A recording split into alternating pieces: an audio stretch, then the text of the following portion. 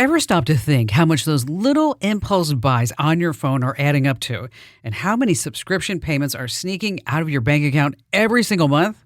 Before I started using Rocket Money, let me tell you, I had no idea. But the first time I logged in, I saved $435. I couldn't believe it. Rocket Money is a personal finance app that helps you find and cancel your unwanted subscriptions, monitors your spending, and helps lower your bills so you can grow your savings. I just love the dashboard. It shows everything in one place, even the subscriptions you forgot you signed up for. And if there's something you don't need, Rocket Money helps you cancel it.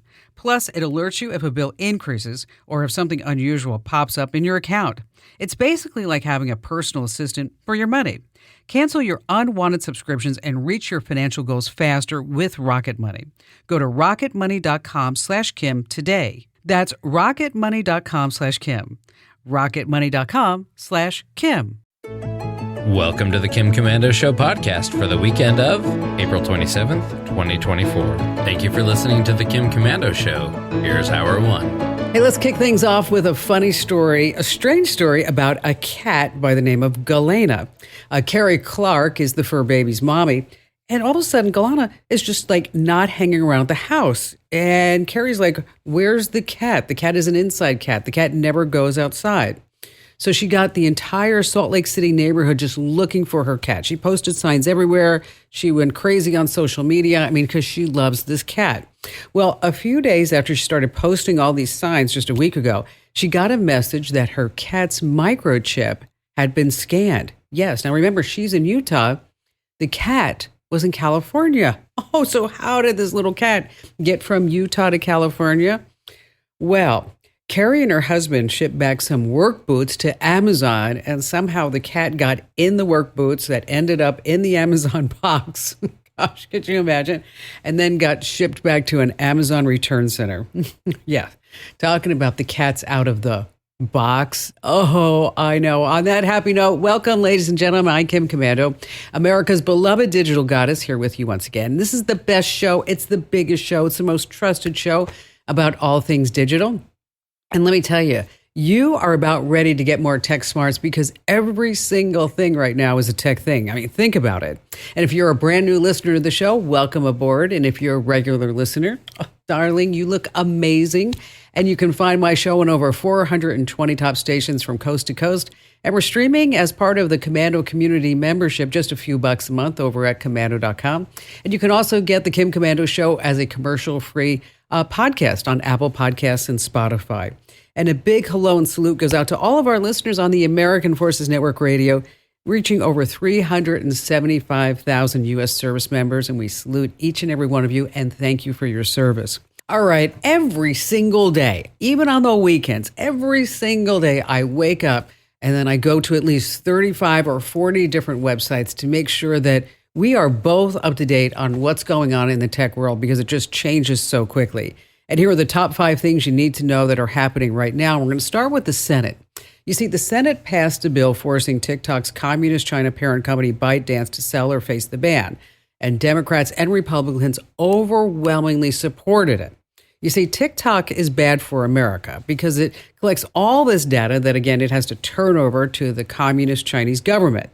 So President Biden has signed off on it as well. Now, the ban is not going to roll out until after the 2024 election. They're going to give them 9 months to sell it and then probably give them a 3-month extension. Now, if they don't sell it, the app is going to be banned from the United States. But how exactly will that happen? They would actually have to enforce some internet blocking, which, they can do that in China with the Great Firewall, but that doesn't happen here in America. Moving on to number 2. Wow. Do you remember when you could have friends over and then you'd be able to talk politics with them without everybody getting all crazy? Yeah. Well, today families split and friends quickly become enemies if both sides do not support the same candidates. So let's talk about artificial intelligence because it can now identify with stunning accuracy just by a photo of your face whether or not you're a conservative or a liberal. It doesn't need to know anything else about you. This story is published in the prestigious journal American Psychologist and explains how an AI algorithm called VGG Phase 2 can accurately determine your political views by just your face. Now, think about this. Widespread biometric surveillance in airport, stores, on the street, even your Facebook or LinkedIn photo, it's more threatening than anyone can imagine. So here's what AI says. Liberals have small lower faces. Their chins, their lips, their noses point downwards. Conservatives have large bottom face features, and things may point up a little bit more. You know, back in the 1930s, there was that government that made a lot of assumptions too, right? Number 3, I wear a lot of dresses. Matter of fact, I'm wearing a dress right now, and if you wear a dress, you have to be careful. This took place at a Target in Greenville, North Carolina. Thomas Ryan Elliott, 21-year-old guy, notices that this gal's bending down at Target at the bottom shelf in an aisle like anybody else would normally do. That's when he plans his nasty little scheme. As she's bending over, he slips his phone underneath her dress and starts recording an upskirt video. Luckily, there was a woman also shopping at Target and was like, "Hey, what exactly are you doing?" She pulls out her camera. Take a listen. Excuse me, what are you doing? No, I just saw you put that underneath her dress. Absolutely you did. No, ma'am, I really wasn't. You absolutely did. Ma'am, I really wasn't. I promise. Then show me your phone. Yes. No, we're going to call security. No, I really... You absolutely did. And you were following me over in the children's section. Because I have a sister who's pregnant. Ma'am, I really wasn't. Yeah, he did it. Okay, this woman's a hero for sure. Thomas Elliott got arrested. By the way, he just got baptized in church a few weeks ago. He's a voluntary elementary school teacher. Yuck. Number 4, this is why I never trusted full self-driving mode when I owned a Tesla. A motorcyclist died in Washington because apparently a Tesla driver did trust his full self-driving mode so much that he was scrolling on his phone while driving, not paying attention to the road or what was going on, and he smashed right into a motorcycle at full speed. The motorcycle was thrown off the bike, then the car rolled over him. When police arrived, he was still under the car. The driver told police that, quote, he put the trust in the machine to drive for him. And he only knew he was in a wreck when he heard a bang as his car lurched forward. Okay. Full self-driving mode still requires you to be alert at the wheel. The Tesla driver, who has not been named, was booked with a charge of vehicular homicide. And finally, this number 5. Think back to the last time you took one of those tests online. You know, it says like, I am not a robot. You know the ones where they're called CAPTCHAs. Well, if you're sitting there saying, gosh, they seem to be getting harder. I don't need to just find like 3 traffic lights anymore or 3 boats or whatever it may be. The tests are meant to weed out the bots, and they've been around since the year 2000. But the University of Irvine has found out that while humans can solve distorted text CAPTCHAs in 9 to 15 seconds with a success rate of 50 to 84%, bots, yes, the bots, they can take these tests in less than a second with an accuracy of 99.8%. Wow. So that's why now when you see a CAPTCHA online, it's no longer 3 steps or 3 motorcycles, whatever it may be. You have to slide a puzzle piece, rotate an object, or find a hidden number. You have to find a hidden number.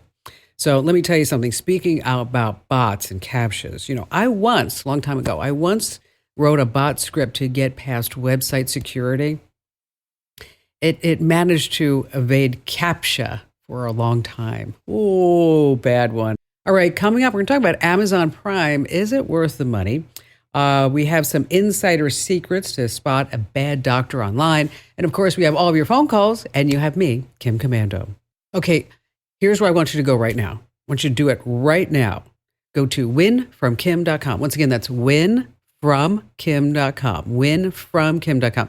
No other word in the middle but from. Winfromkim.com. Now, when you do that, you are going to be entered to win, a brand new iPhone. I know. It's an incredible prize. It's just an incredible prize.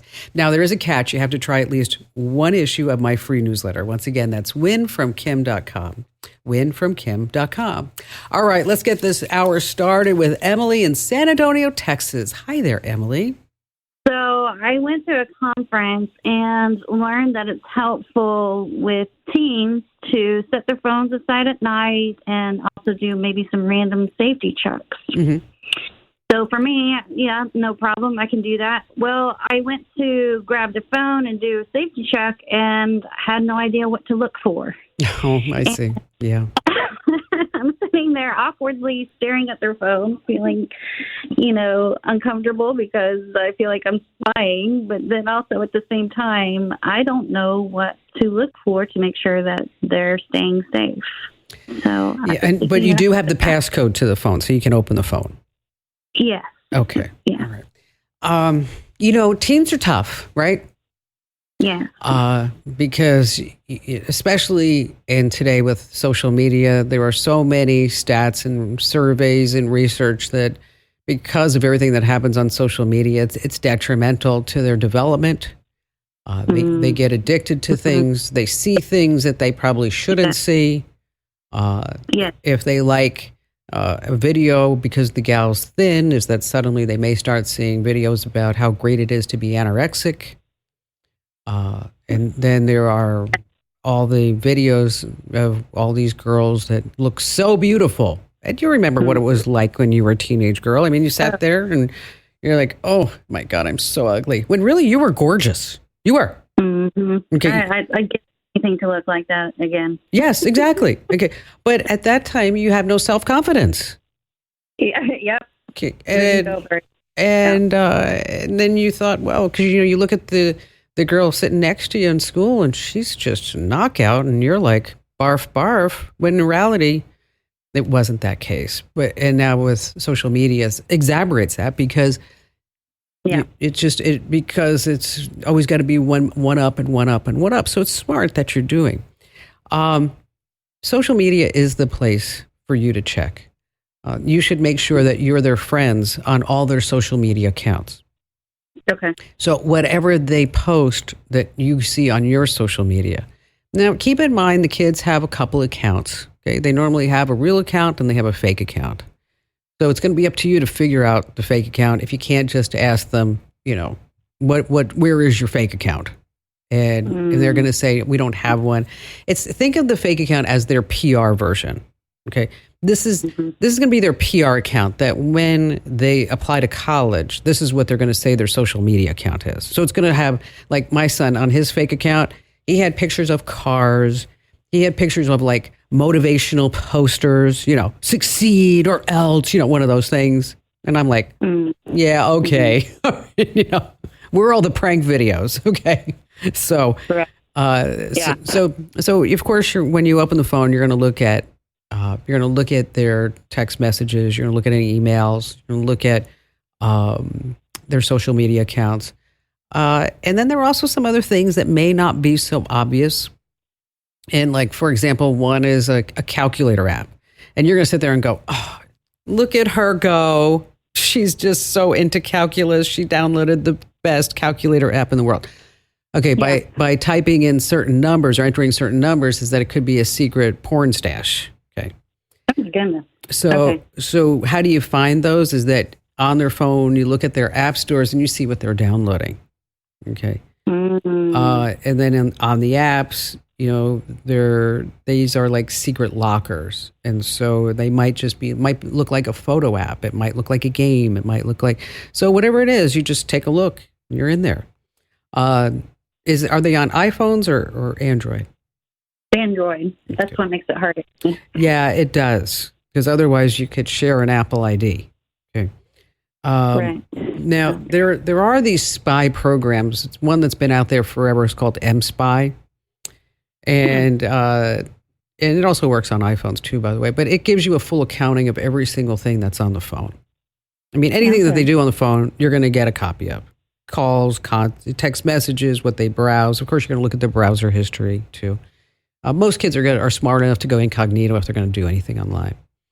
So it's difficult, but it's also very necessary that you have that one-on-one conversation with them, right?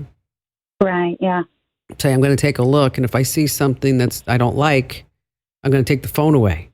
Okay, you have that. They're going to clean up the phone every single chance that you can. Okay. Uh, you know, I mean, think about this. I mean, what would you have done if you were given a smartphone at that age? I tried to be smarter, but I don't know if I would have been able to. I mean, yeah. Okay. I mean, and a lot of parents are at a disadvantage because the kids know more. They do. Yeah. And so that's why it's the whole idea is that at night that, you know, I used to have what I called a key box, and it was a box that looked like a book that we would just throw the car keys in whenever we came home. But that's where the phone went at night. You know, some parents have such a hard time they have to turn off the internet at night but then if the kids have a phone, it's going on cellular, and you can do. That's true. You can do all that on the router, by the way. You can turn the Wi-Fi on or off at certain times. There's settings in there. But why don't you take a look at the phone, Emily? You know, just take a look, and then what I'd like you to do is to call me back. Tell me what you found. Tell me what problems you ran into, and then we'll take it to the next level. But you know what? You are such a smart mother. You really are. And I'm so proud of you for doing this, because a lot of parents won't, because they're like, oh, I don't want to fight with the kids over the phone. It's easier not to look. Yeah, well, that's when the kid gets in trouble. Emily, once again, thanks for your call. All right, summer vacation's right around the corner. The best day to book your flights per Expedia is on a Sunday. That's right, on a Sunday. And also, you want to start using incognito mode in your browser and also a VPN, because this way tracking cookies don't drive up prices. Now, for the best deals, you want to plug in your details, say at Google Flights, at Skyscanner, or Kayak. They let you easily compare prices across airlines. And be sure to set up alerts on these websites, because they do the work, and they're going to let you know when it's the cheapest time to book. Again, that's Kayak, Skyscanner, or Google Flights. All right, coming up, we have some great tips you don't want to miss. And of course, more of your phone calls and me, Kim Komando.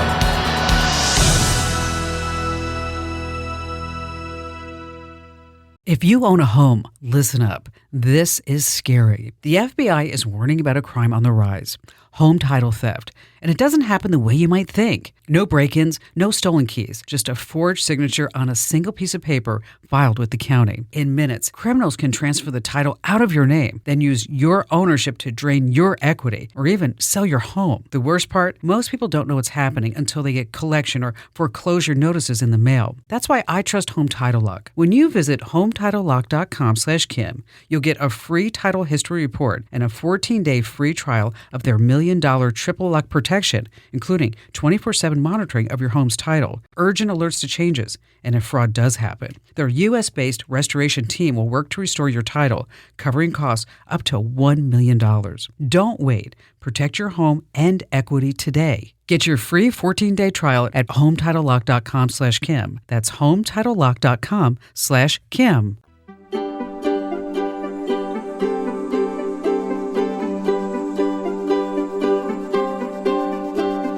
All right, coming up, we have a great tip. Is Amazon Prime worth the money? And then later on, some insider secrets on how you can check out a doctor online. And before we get to all of that, you know how we buy movies and shows on Amazon Prime and Apple and YouTube and Vudu and all the other platforms? It turns out even after you pay for them, you don't really own them. A lot of people don't realize this. Here's your rule to remember. When you buy movies on the streaming platforms, you're not purchasing the content. You're only buying the right to watch them. And that right can be taken away. Sony PlayStation did this recently. So what can you do? For those movies that you truly, really love, oh, I know you're going to say but I don't have a DVD player anymore. Well, you have to go old school. Get a DVD player, buy your movies on physical media. It's really the most reliable option for the long term. All right. A couple of days a week, actually 3 days a week to be exact, is that I do a podcast called Kim Komando Today. It's super popular. If you haven't checked it out, you're missing out. I mean, I know you're listening on the radio, or maybe you are listening on the podcast, but Kim Komando Today, it's different than the show. It's me, it's Allie, it's Andrew, and we talk about that day's technology, what's going on, and we have some great interviews. So wherever you get your podcast, search for my last name, Komando. Well, the other day, I had a chance to speak to a wildly popular, huge YouTuber. Guy's got 3 million subscribers. He has 1 million subscribers on Twitch. His name is Kai Boga. And what he does is scam baiting. It's where he makes scammers think that they're conning him. So, he may call a fake tech support number and he kind of strings them along. And then he has all these characters that he plays. But the whole idea is that while the scammers are talking to him, they're not really actually scamming somebody else. Now, he's been doing it for a while. And he, as I mentioned, he slips into different voices and characters, and he makes these scammers super angry.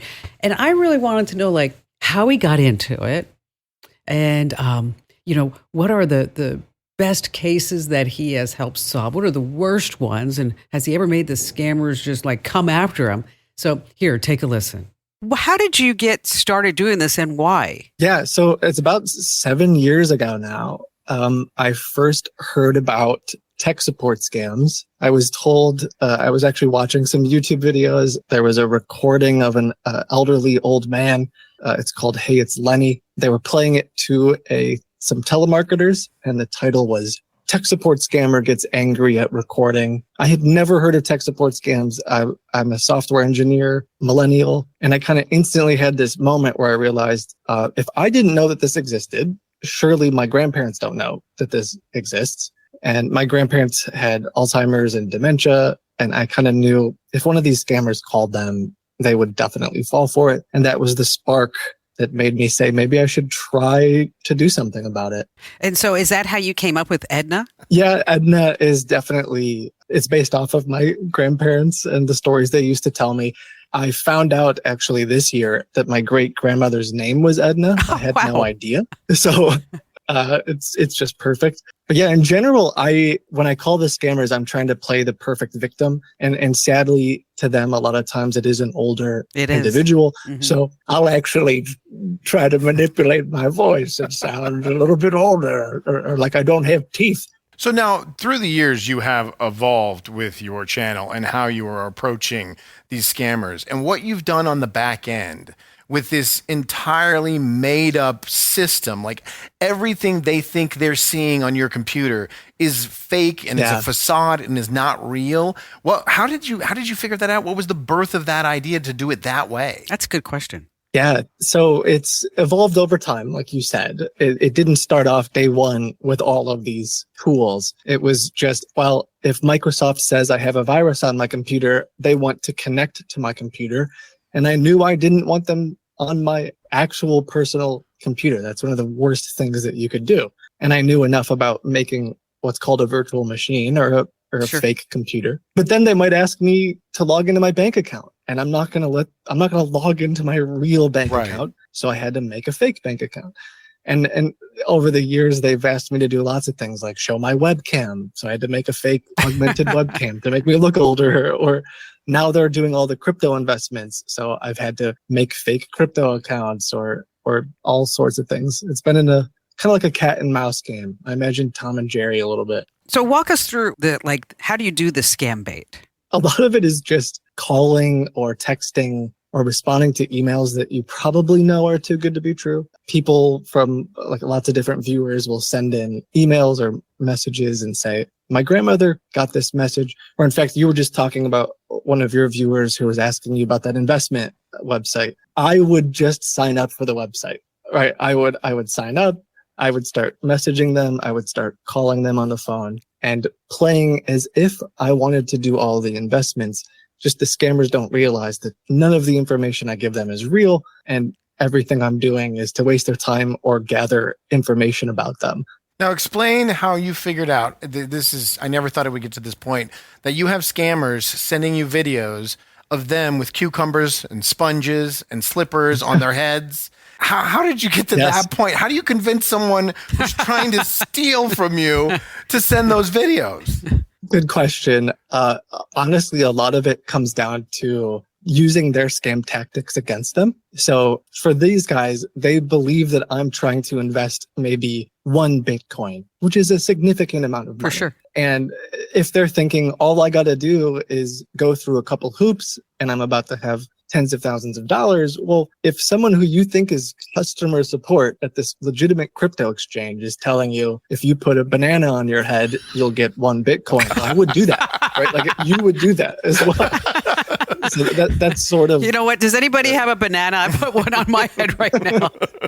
So, have you ever been threatened by any of the scammers? I have over the years, particularly with the government imposter scams. So the scammers who have pretended to be the IRS or the Social Security Department or something, they would be threatening me, saying that I would go to prison, that they would kill my family, all kinds of things. But typically I'm playing a character, so I can kind of separate myself from that. Like they're threatening the old man character I'm playing, not me. Most of them don't realize who I actually am, and I kind of try to keep it that way. Hence that's why I originally wore the sunglasses, because I thought I would be more private. Although that's not.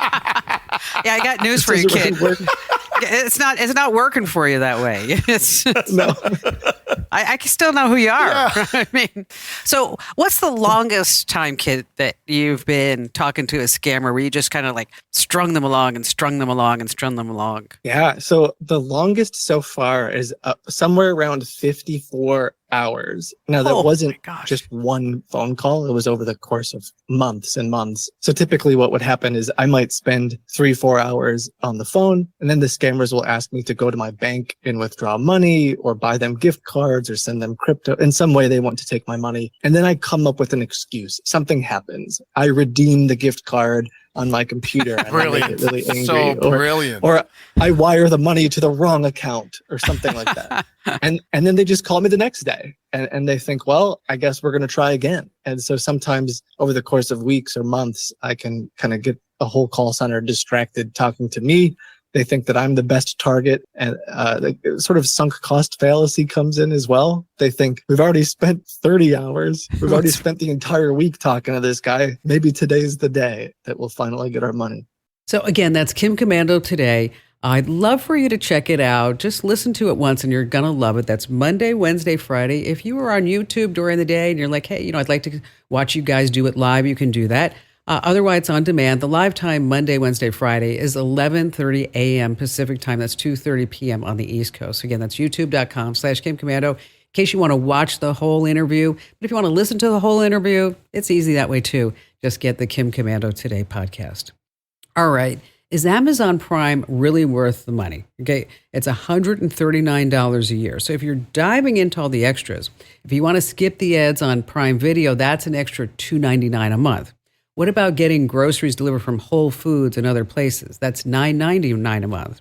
For music lovers, Amazon Music Unlimited, $9.99 a month. See how it just keeps going up and up and up? The Wall Street Journal says a fully loaded Prime membership with all the perks is about $320 a year. Oh, so if you haven't checked how much you're paying for Prime, you might want to do that now. All right, still to come, we have more of your phone calls and more tips, tricks, and secrets you don't want to miss here on the Kim Komando Show. All right, let's see. Lauren in St. Louis, glad to have you with us. So my question relates to a friend that I have, a good friend who is the president of a nonprofit foundation, and the foundation is tasked with maintaining information, historical information about a group of islands where there are centuries of history in these islands of people and all sorts of things. Where are the islands? And it's they're off California, the Channel Islands off of the coast of California. Oh, you know what? I love the Channel Islands. Oh my gosh. So do I. Channel Islands are so beautiful. I have a second home in Santa Barbara. Oh, well, then you know all about them. And if you're in Santa Barbara, she just opened a museum. It's called the Chrisman Channel Islands Center in Carpinteria, and it just opened, and it is awesome. And you really need to. It's open to the public. It's beautiful. Wow, I'll have to go down there, check it out. Yes, you will. So she obviously has. She's collected information about these islands for decades, and the foundation itself has restored buildings and historic equipment, collected artifacts, etc., on the islands. And she's always doing research on the islands. She has an archivist. She has, I don't even know how many millions of archival pieces in this museum. So, but my question relates to a website that she has developed. It's like an encyclopedia, Okay. and for the islands, and she has over 18,000 pages Oh, of jeez. records Wow. and information, and over 10,000 images in this encyclopedia about the islands Mhm. and the people, the artifacts, the personal stories, everything that she can find about the islands. And people are continuously sending her information, and she has people doing research. So this, she never ends. She's been doing this for decades, and I've asked her several times, how do you protect this information on the internet? As far as what, backing it up? Yeah, backing it up. She said it's backed up in the cloud. I said that doesn't sound safe enough to me. You need to Yeah. have something that's really backing this up in case anything ever happens, and you can recover it. And it needs to be done on a regular basis. So that's why I'm calling you to find out what you should do. Well, what an ambitious project. Wow. That's awesome. It is. And Santa Cruz is just so pretty. So pretty. As a matter of fact, a friend of mine just had a major birthday, and I said, "This is what we're going to do for your birthday. I am going to take you on my boat to Santa Cruz, and we're gonna go hiking for the day, and then take the boat back." But I actually got married on that island. Did you really? Yeah. Oh, that's so fabulous. I All right. know. So, there are services that can back up websites. I can send you a list of those. There's also a place that I'd like you to tell her about. It's archive.org. And that's archive.org.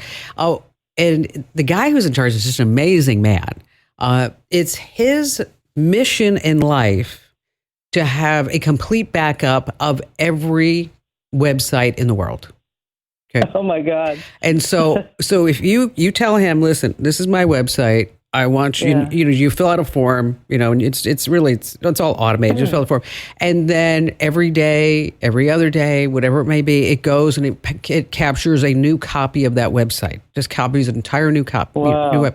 And then you can go back in time and you can see what that website looked like 5 years ago, 2 months ago, whatever it may be. Yeah. Another idea would be, if she hasn't already, is to put this into Wiki Commons and also Wikipedia as a resource, so that if people are looking things up, and especially now that AI is using Wikipedia and Wiki Commons to fuel its knowledge base, is that she may become a resource. So if somebody says, what happened, why were there cows on Santa Cruz Island, right?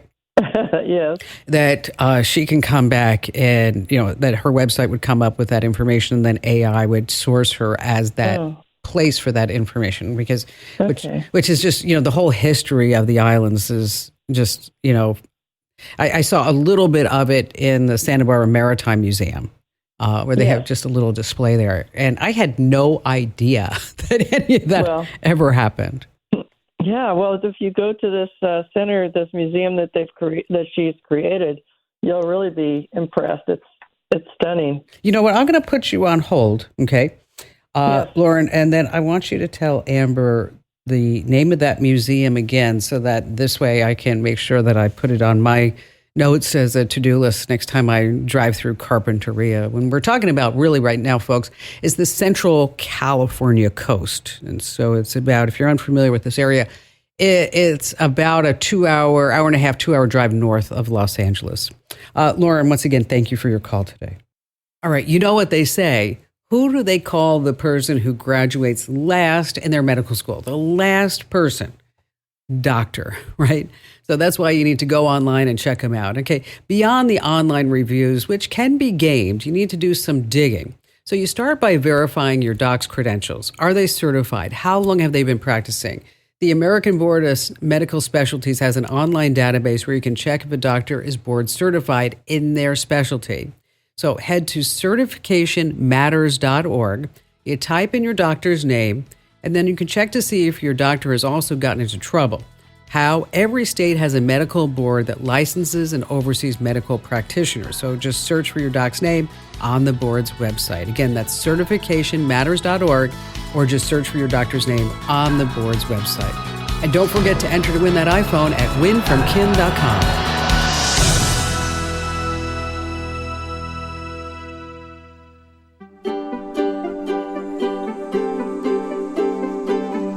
Thanks for listening to The Kim Komando Show. Here's hour 2.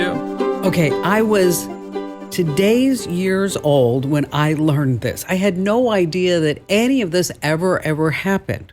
Before 1920, we're going to go before 1920. We're going back in time. Did you know that children could be sent through the U.S. Postal Service if they weighed under 50 pounds? It's nuts. You could seriously mail your kid across the country. And then the post office would adhere stamps to the children's clothing. And then the kids traveled in mail cars. They were looked up after the mail clerks. And in case you're wondering, is this really true? I actually wrote about it in our newsletter. That if you're not getting our newsletter, you should just sign up right now while you're thinking about it over at getkim.com. Today's kids, let me tell you, they just use Uber or a Waymo, which, I don't understand though. If I had a young child, I could not put my young child in an Uber all by themselves. But I know some people that actually do that. Kind of strange. Anyway, I'm Kim Komando, America's beloved digital goddess, here with you once again. You have just tapped into the biggest show, the best show, most trusted show about all things digital. You can find us on over 420 stations across the United States. So if you're going to be traveling around, head over to komando.com. We have our station finder right there, and just plug in the zip code or city state where you're going, and your station will just, boom, pop right up. You can also get us as a podcast, as a webcast, commercial free, as part of your Komando community membership. Just a few bucks a month. You can sign up over at komando.com and support everything that we do. And you can also find The Kim Komando Show as a commercial-free podcast on Apple Podcasts and Spotify. And I want to say a big hello to all of our listeners on the American Forces Network Radio, talking about servicemen and women in the Army, the Navy, the Air Force, the Marine Corps, the Coast Guard, and the Space Force in 175 different countries. Let me tell you, I am just dedicated to you, and I'm dedicated to making sure that I am up to date on all things digital. So that's why every single morning, and even throughout the day, I just go to all these different websites. So this way I can always be up to date, and then I can transfer all this know-how directly to you. And here are the top 5 things that are happening right now in the tech verse you need to know about. And we're going to talk about a number that just astounded me. I mean, a crazy number. This is one of these things you're going to want to pass along to your family members and friends. The Ford Motor Company, they build cars, and they are really getting into EVs. So Ford sold 10,000 cars, EVs, in the first quarter this year. How much money do you think they made? Or let me put it another way. How much money do you think they lost? Okay. All right. They lost $1.3 billion. $1.3 billion. They're still in business. Out of these 10,000 cars, it cost them, they lost $132,000 on each car. For every car they sold, I still can't get my head around this. For every single EV that they sold, they lost $132,000. Hey, yeah, Ford EVs found on the road dead, right? Number 2, Ring doorbells and the FTC. If you have a Ring doorbell, listen up. You might want to check your PayPal account, because Amazon's Ring is paying out a $5.6 million settlement after a FTC complaint found that the Ring doorbells not only let hackers in, but also allowed Ring employees to spy on users in their most private spaces like bedrooms and bathrooms, okay? And there's more. Hackers who infiltrated the Ring doorbells have used them to bully, watch, and even proposition children and teens. They've even live streamed online people from their homes. So if you have a Ring doorbell and you filed a claim, remember you got 30 days to collect your $48. That's it. Moving on to number 3. Oh, finding love online. I know you're on Hinge, OkCupid, or Match. You have to answer a lot of questions about yourself, right? Your age, your race, your sexual preferences, the height of a partner that you're looking for. Do you have any sexually transmitted diseases? Then they want pictures and more pictures. Well, Mozilla's Privacy Not Included guide recently took a look at these dating apps, and it's not so good.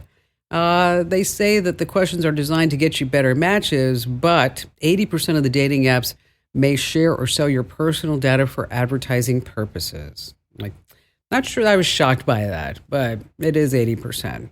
Oh, this story coming at number 4 is just a tragedy. Do you remember I told you about the 81-year-old man who killed an Uber driver because he thought she was part of an elaborate phone scam and she wasn't, just horrible? Well, this past week, a 74-year-old woman, Ann Mayers from Hamilton, Ohio, held up a local credit union at gunpoint. She demanded money while displaying her gun. She got the money. Of course, it didn't take long for police to find her. When they showed up at her house, she confessed to aggravated robbery with a firearm. Here's what's strange. She has no criminal history. Detectives found out that she is probably the victim of a scam, and she told her family she was going to send the money to an unidentified individual. Whew. Wow. And finally, this coming in at number 5. At any given time in America, about 100,000 are looking for at least one new large screen TV. And so here are a few buying tips. The oldest rule is still the number 1 rule. You want to buy the largest screen you can afford. But there's something new called UST. It's called Ultra Short Throw. What this means, you can get an image up to 150 inches. The projector is called a PX3 Pro, and it works even in small rooms that are not completely dark. And many folks are saying they're just projecting against a wall, not a screen. It's pricey. It's about $3,500. And I'll never forget when I asked my grandmother, I'm like, so what did your parents do for fun before there was television and radio and the internet and all that stuff? And she said, you should ask my 7 brothers and 3 sisters. I'm like, she was so clever. All right, we're going to talk about how to remove location data before sharing photos online, how to cool down your laptop, and what's going on with checks and check washing and some new scams I need to warn you about. And of course, we have all of your phone calls, and you have me, Kim Komando. I want you to go right here, right now, winfromkim.com. Because if you go to winfromkim.com, you can enter to win a brand new iPhone. Yes, winfromkim.com. winfromkim.com. Now, here's the deal. You're going to have to get one issue of my newsletter. Then you can unsubscribe. But you're not going to want to do that because it's so wonderful. So you want to go to winfromkim.com. All right. How about we start with Matt in Tallahassee, Florida. Hi there, Matt. I'm a retired Air Force first sergeant. Awesome. Thank you for your service. My pleasure. I've been out for 18 years. I have a lot of fun. I've made one trip to Iraq in 2005. But the last 5 years of my career, I loved taking care of my troops. I mean, that was my job. For sure. In Iraq was especially beautiful because it was all about morale. Well, when I left the military, I wanted to find a way to, keep those good feelings going, taking care of troops and people. So I made it my mission to make everybody I meet smile. I mean, every person I meet, try to do something to make them smile. That's nice. So I wanted a way to make people smile without ever actually meeting them. Okay. So I started writing down all these stories from my life that made me smile and made a little small book that I self-published on Amazon called You Can Smile Too. And I'm really proud of it. I mean, it has chapters about my son who's special needs and very, very successful. My dog, my Harley, my trip to Iraq has a huge chapter. But I'm just kind of dying to find a way to get it noticed, to get it out. Get it out there? Yeah, I have probably somewhere north of 700 copies out in the public. Mm-hmm. Most of those that I've probably given away. Okay. But it's on Amazon and Barnes & Noble and stuff, but I'm just trying to figure out how to get it noticed a little better. Well, it starts with your Amazon listing, number 1. Okay. Is to make sure that you really look at this listing and it portrays what you want it to portray. And sometimes it might help if a third party does this. Because I know, for example, if I'm trying to redesign our newsletter, is that I'll say, oh, I think it should look like this. And then I'm like, then other people are like, no, Kim, that's not really going to work. So if you have anybody around you who can give you some critical advice, and making sure that the title, the description has keywords, motivational autobiography, perhaps, or veteran memoir, or positive affirmation of the day. And then also make sure that it's in the right category. And a cover is super important. I know you're like a book cover, but it's digital. Yes, because that's how you attract attention. Now, one of the things that people do when they're trying to market a book on Amazon is that they will set the price point so low, say 99 cents. Okay. And the reason why is because then it starts getting some traction. Even make it free, because there are lists and lists of free Kindle books. And so you can make it free for a while. And then in the free version, you put in the first page, hey, I gave this to you for free. If you smiled once or twice while reading it, make sure that you drop by and you give me a good positive review. So we're going to start trying to get that marketing momentum going. On Instagram and Twitter or X rather, and Facebook, are you utilizing those channels at all? Not as strongly as I should. Okay. And that's fair. And I'm glad that you're honest about it, because a lot of people don't even know where to start. And that's where ChatGPT comes into play. And so you don't need to pay for this account, but you can use AI to help you get the word out. So what you can do is get into ChatGPT and say, be a social media expert. Okay. And that's what you have to do with AI. You have to tell them what role that you want them to play. And I want you to create 5 compelling posts for me using emojis and the right hashtags with a link to my book on Amazon. As a matter of fact, ChatGPT, here is a link to my book so you can learn more about it. And then start that social media machine as well. And by utilizing ChatGPT, it's going to give you the foundation. And you might have to tweak it a little bit. I mean, AI is never 100% perfect outside the gate, right? But it gives you enough of a foundation. And don't forget about LinkedIn too, because we have a lot of business personnel. Obviously, there's a lot of leadership. You may catch the eye of a motivational speaker, and also make sure that you leverage your background. As an Air Force veteran, you may find opportunities for you and your book outside of the digital world. Maybe at some veterans events or some gatherings. You can also do virtual speaking engagements. So the book becomes the center of the wheel, so to speak. And then you start getting all these spokes, these marketing spokes out of it. And then eventually that wheel is going to start turning, and it's going to be a whole snowball effect. Cool. Now, I actually do quite a bit of motivational speaking here around the Panama City area.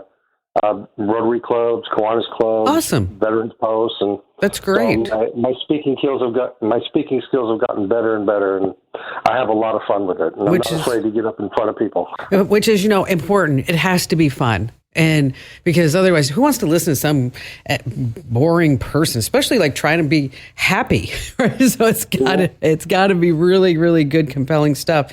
And you might want to reach out to some speaking bureaus as well and say, how can you start booking me more places? I'm willing to do it for free, willing to do it for $500, $200, whatever it may be, because that also gives you another opportunity for you to promote your book. So, try everything that I just said. And then if you need any help along the way, you get stuck or you're like, what did you say about this?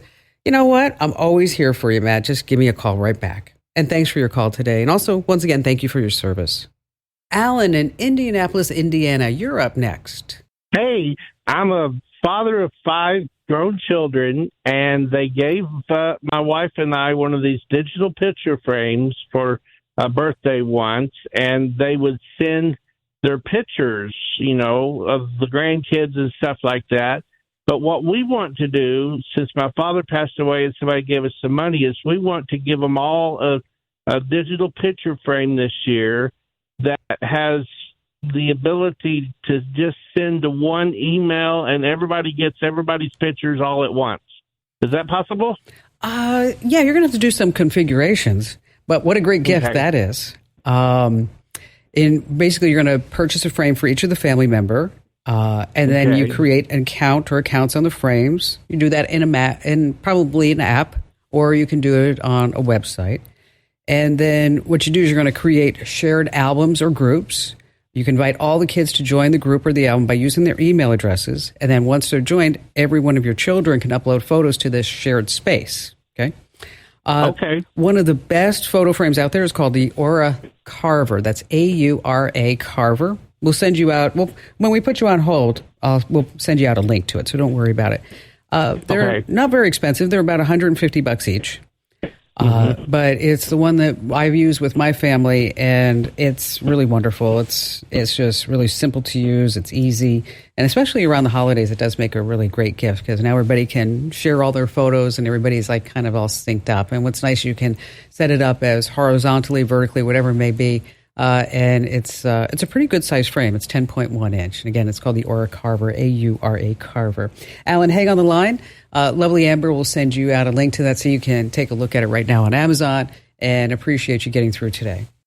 All right, let me tell you, check washing scams are on the rise. So you have to make sure that criminals just can't go through your mail, in your mailbox, and then steal your identity. They target envelopes that look like checks being mailed, of course, so you have to be safe. If you need to write a check, I want you to use a security pen. It's also known as a check washing pen. We have links to them at commando.com. They use specially formulated ink that gets trapped inside the paper. Of course, monitor your accounts. And so you have to also be protective of your checking account, your bank number, and also just secure your mailbox. All right, still to come, how to remove location data from your photos before you're sharing them online. And of course, you have more of me you don't want to miss, Kim Commando.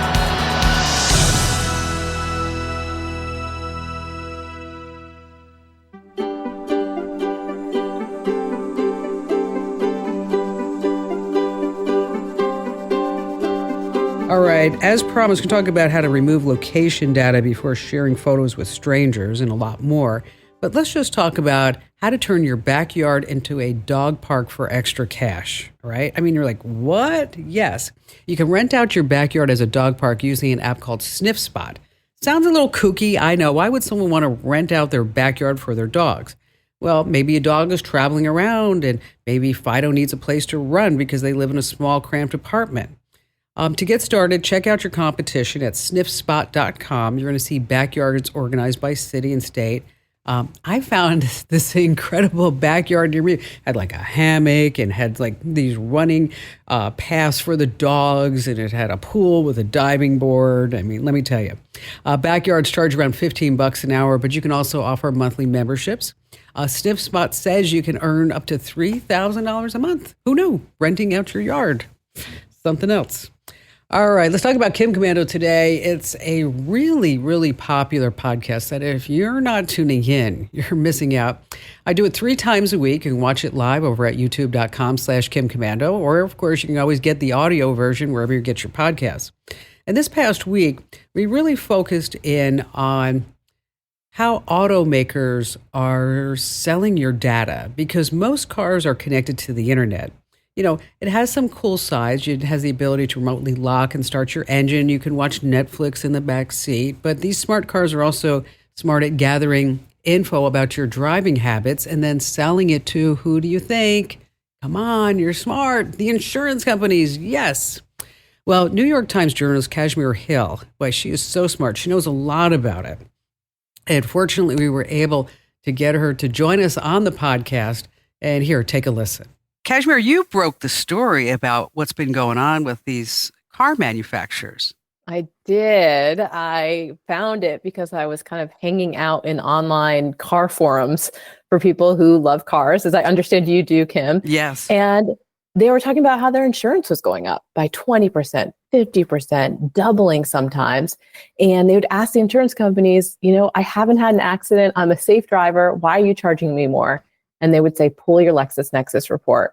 And then they would find out that it had trip data about the last 6 months they'd been in their car, including when they hard braked and hard accelerated.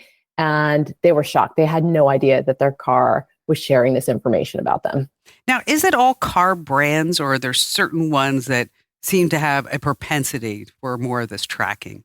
Well, the brand I was seeing over and over again in these forums was General Motors. People who drove, you know, Chevy Bolts, Corvettes, Camaros, GMC, you know, SUVs.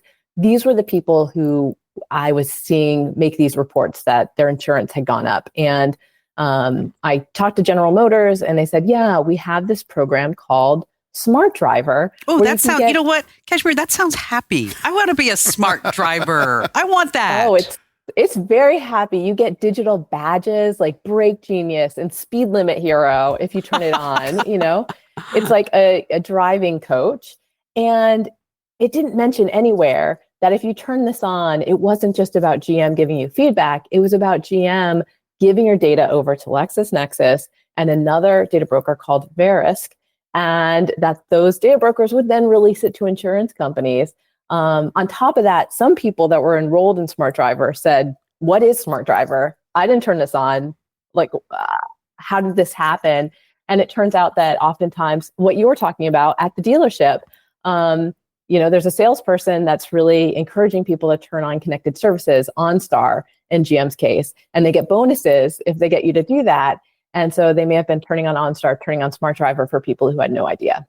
So can you opt out of the data tracking, or is it just when you buy the car, this is it? Yeah, I mean, GM said people are supposedly knowingly enrolling in Smart Driver, and they said they can opt out, and that you can opt out at any time. But it is the case. It's not just GM. There's lots of different car companies that are doing this, the same kind of driver feedback program. If you enroll in it, your data is kind of making its way over to the insurance industry. But in general, like once you turn on connected services for your car, you're sending data back from your car to these companies. And so even just turning it on means that they're getting that data and they may be selling it or sharing it, if not with the insurance industry, then maybe with other third parties. And I'm sure you read the privacy policy on your car or on your car app. No. But it's in there somewhere. Can you opt out of being reported on by LexisNexis? Can you just opt out of the entire system?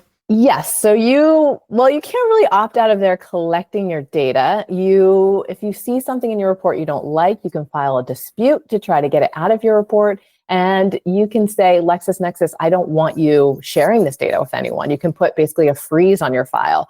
But if you do that, you get very ominous language that says, hey, if you apply for a mortgage, you're trying to open a bank account, if you have this frozen, you're probably not going to be able to do that. So you're kind of in a bind. So we talked about this. Kim saw your story. She brought it onto the podcast. We talked about it. I hadn't heard about it before. And it kind of blew me away while we were talking about it real time. Then the next day, I see someone reporting on it. Then the next day, I see 312 people reporting on it. And how does that feel for you as you go out there, do all the hard work, and then everybody else just copies and pastes your story? And, in the 18th paragraph, they cite where they got the information from. How do you feel when you see that? Yeah, I mean, I feel like Johnny Appleseed. I'm wandering across the media landscape, throwing out the seeds for everyone to follow up on it. I do feel that ultimately, I just want drivers to know about this and to know, if their car's leaking data about them. And I think the bigger issue here is that the car companies are allowed to do this. They can bury this in the privacy policy, and that makes it okay. That may not be the case. There was a driver in Florida, a Cadillac driver, who couldn't get insurance because of what his car was leaking about him, who's filed a class action lawsuit.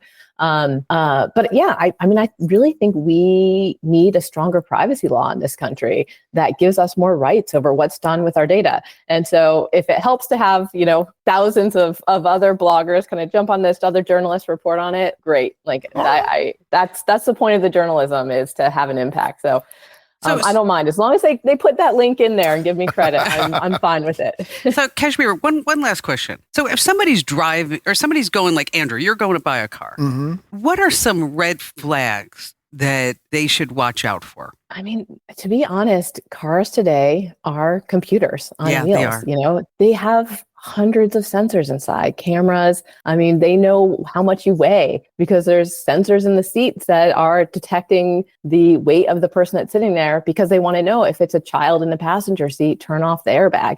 So there's all kinds of sensors. A lot of them are about safety, but they're now being repurposed for data collection because, the automakers look at Google, they look at Facebook, they look at this very successful business model of collect data about your users and monetize it, and they want to do the same thing. So I do think this is kind of hard to avoid as a consumer, which is why I would push again back to that we need a privacy law that protects us from this. But yeah, I mean, if they want you to turn connected services on, and they're really saying, well, you get 30 days free, you get, Andrew, you get 2 years free. Once you turn it on, you're saying yes to the privacy policy. So you might get the service for 30 days, but you've agreed to hand over your data forever. I've always said, if it's free, you're the product. Yeah. I mean, that's just even if it costs $30,000, you're the product.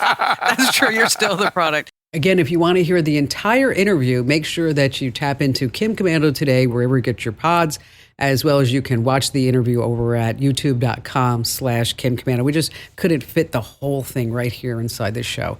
Again, that's Kim Komando today. All right. A lot of apps need your location to provide services. Google Maps, Uber, but location tracking also extends to your photos. See, when you take a picture, your phone stores what's called metadata. And that metadata includes the date it was taken, the camera settings, and also the location. Oh, yeah. So to stop location on an iPhone, open the image you want to share, go to options, and toggle off location. On Android, open that gallery, select photos, details, click on remove location data. It's a whole bunch more steps. You're like, I don't know where that is, Kim. Just head over to komando.com. We have all the steps there, as well as always make sure that you get our newsletter. You can sign up at winfromkim.com or getkim.com. But if you go to Win From Kim, you're going to enter to win that $799 iPhone. All right, still to come, what's the best way to cool down a laptop? I know the answer, and you will too, here on the Kim Komando Show. All right, David in Fort Wayne, Indiana. I love the new format of your e-newsletter. It's so much easier to read, and the quiz thing. Oh, good. Awesome. The trivia at the top. Well Love done. that. Thank you. Yeah, I have to say I do scroll to the bottom to see the answer before I go on and read. But hey, nonetheless, I enjoy it. But anyways, I am calling you today, believe it or not, from the Ohio Funeral Directors Convention, and we're here exhibiting just by coincidence on the same day I'm calling you. But my question is, we market shipping services to funeral directors, so we're in the business. If somebody dies away from home, we help that person get back for a ceremony. And so we're looking for the right service to use about an email service that's not going to get caught up in spam filters as much as others. You know, we've used Constant Contact in the past, and I've looked at my spam filters, and I do see Constant Contact in there a number of times. I know they're one of the leaders, but is there one that's more effective in staying out of a prospective client's spam filter? You know, that's a tough question, especially now, because Google, Yahoo, all the mail providers are totally clamping down on spam, right? And I know this firsthand because you mentioned our newsletter. You know, we're sending that out to over 500,000 people every day.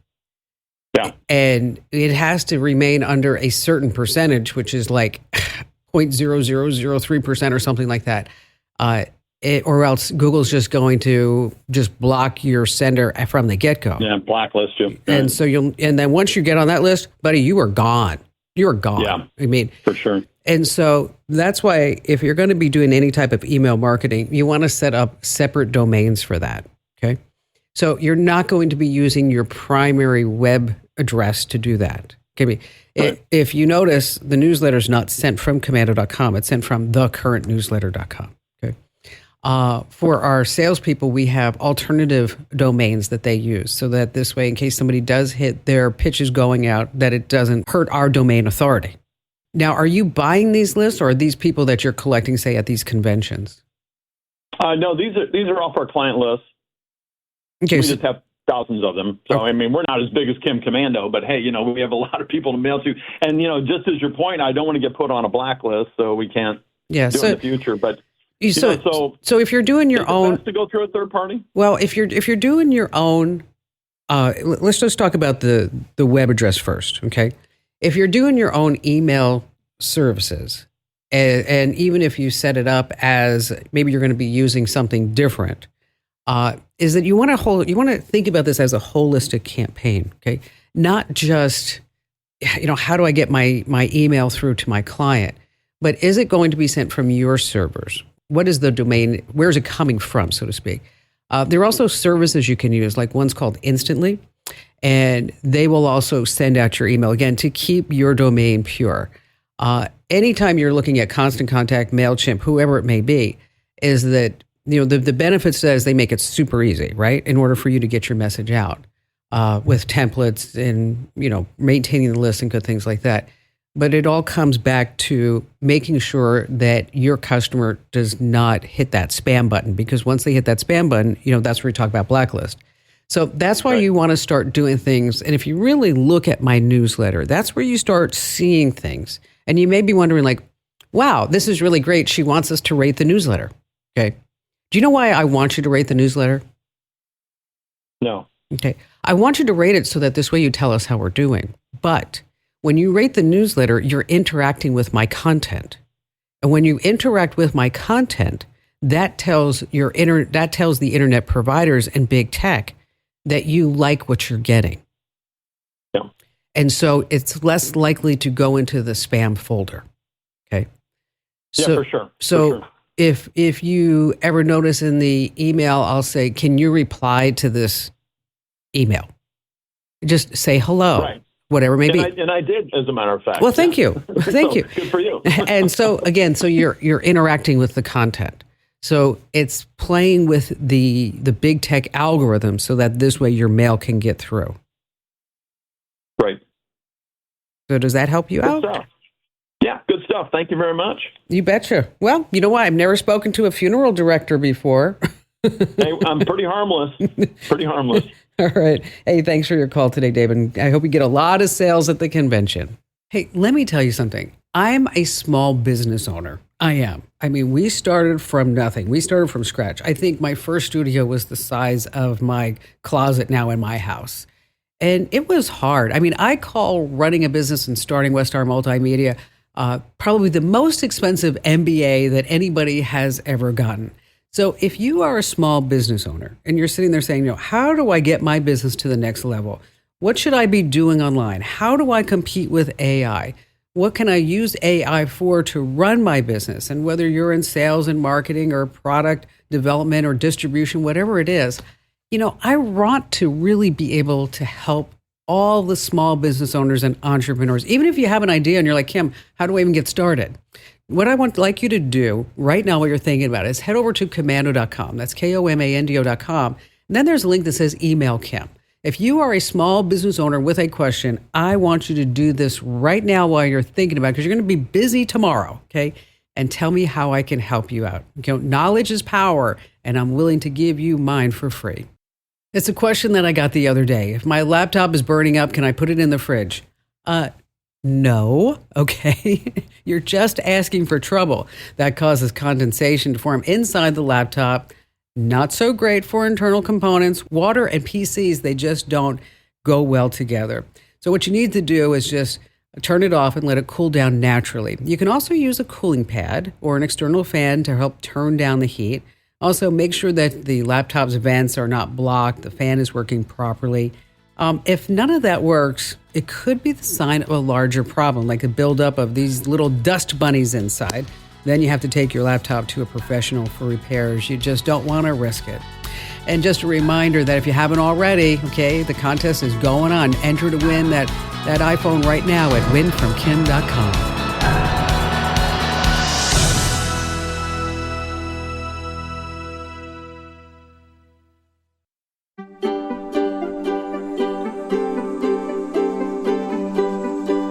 Listening to the Kim Komando Show. Here's hour 3.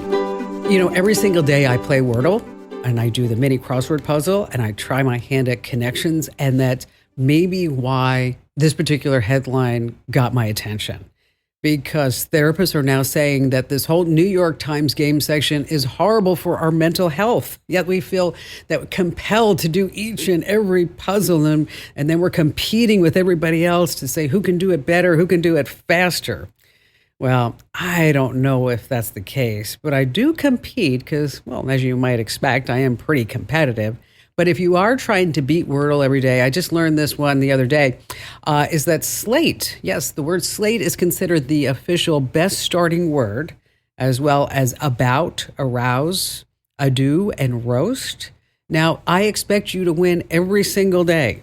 No pressure, no pressure. I know, I just increased the pressure. That was kind of the whole gist of that. All right, I'm sorry for that. After all, I'm Kim Komando, your beloved digital goddess, here with you once again. And you're about ready to get tech smarts because every single thing is now a tech smart thing, seems like, right? And you can find my award-winning show on over 420 top stations across the United States. You can find us as a podcast, as a webcast commercial-free, as part of your Commando community membership. And you can also find the Kim Commando Show commercial free on Apple Podcasts and Spotify.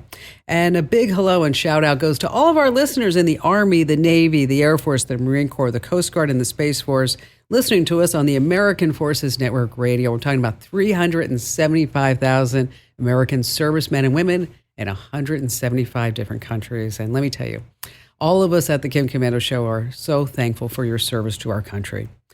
All right, every single day I take this digital safari across 35, 40, sometimes even 50 websites just for you to hunt down the juiciest tech tidbits. So here are the 5 tech treasures you need to know about right now. And I have an announcement first. You don't need to get a selfie for everything that you see. Okay, you don't. Okay. In North Carolina, listen to this. 4 people pulled black bear cubs from a tree so that they could take selfies with the bear cubs. What? Yes. In the video, a woman grabs one of the bears. She screams for joy. The bear screams too. The bear was afraid. She drops the bear. The little cub then climbs the fence and climbs up a tree. And then the woman chases after it. Okay. Luckily, the video hit the state's Wildlife Resources Commission. And then they tracked down one cold, wet cub separated from the family. The culprits just walked away with just a warning. Man, I'll tell you, I couldn't bear to hear this news. Moving into number 2, what's going on with VR? Mark Zuckerberg is still losing billions of dollars on the metaverse. That division of Meta focused on VR was supposedly dead, but it just posted a loss of $3.8 billion. Wow, $3.8 billion. What about the Apple Vision Pro? Not really taking off. Apple predicted to sell about 800,000 units of these things. Now they're saying, maybe we're going to sell 450,000 because nobody really wants it. They're like, what is it good for? So Apple says, well, maybe consumers don't want it, so maybe we can sell it to big businesses. So they're pitching the headset to corporations, hoping that employees who work in front of computers all day will actually want to wear these Apple Vision Pros. Number 3, have you looked at your streaming subscription costs lately? Because now there's a new term, subscription hopping. Antenna, a research firm, says that more than 29 million people have canceled 3 or more services over the last 2 years. That would be me. You're canceling one subscription service and hopping to another. A third resubscribe to the canceled service within 6 months. And so why are we doing this? Okay, we are just subscribing, watching what we want to watch, and then we unsubscribe. So what are the subscription companies doing about all this? Well, they're taking a cue from cable. Do you remember those days? Disney has found success by bundling Disney Plus, Hulu, and ESPN Plus into one package. And they also joined several other companies, Fox and Warner Brothers. And then also Discovery is announcing a sports streaming service. So it's just getting more and more convoluted. Moving on to number 4. Wow. You know, when I was in Japan a month or so ago, the thing that really impressed me was the train service. How you can go around Tokyo with so much ease and how you can go from one part of the country, say from Tokyo to Kyoto or Osaka, and just amazing, the train service. So that's why I'm actually excited about this. Construction has finally kicked off on our first high-speed rail in America, connecting Los Angeles to Las Vegas. Full steam ahead, well, full electricity, I guess you'd say technically. In as few as 4 years, the all-electric zero-emission train will take you 218 miles across the Mojave Desert in just over 2 hours, twice as fast as driving. First passengers will hit the train in 2028, just in time for the LA Olympic Games. Brightline West, the company behind this project, they say that they are aiming to connect U.S. cities that are too close for flying, but too far to drive comfortably. So think of Los Angeles to Dallas, Dallas to New York, hopefully at a fraction of the cost of flying. And finally, this coming in at number 5, this is truly frightening to me. Truly, truly frightening. A robotic dog that can shoot 30 feet of flames off its back for the low price of $10,000. The dog is called the Thermonator, and it's available in 48 states where it's legally for sale. This 4-legged robot has a flamethrower, as I mentioned, on his back. It shoots out gasoline. It has Wi-Fi, Bluetooth, so this way you can control it remotely from a smartphone. It has LiDAR, laser lights. Legitimate uses for this flame-throwing robotic dog. They say it's a great bot for wildfire control and prevention, snow and ice removal, and also for entertainment. They actually said entertainment. If you want one, you can't get one. It's sold out online.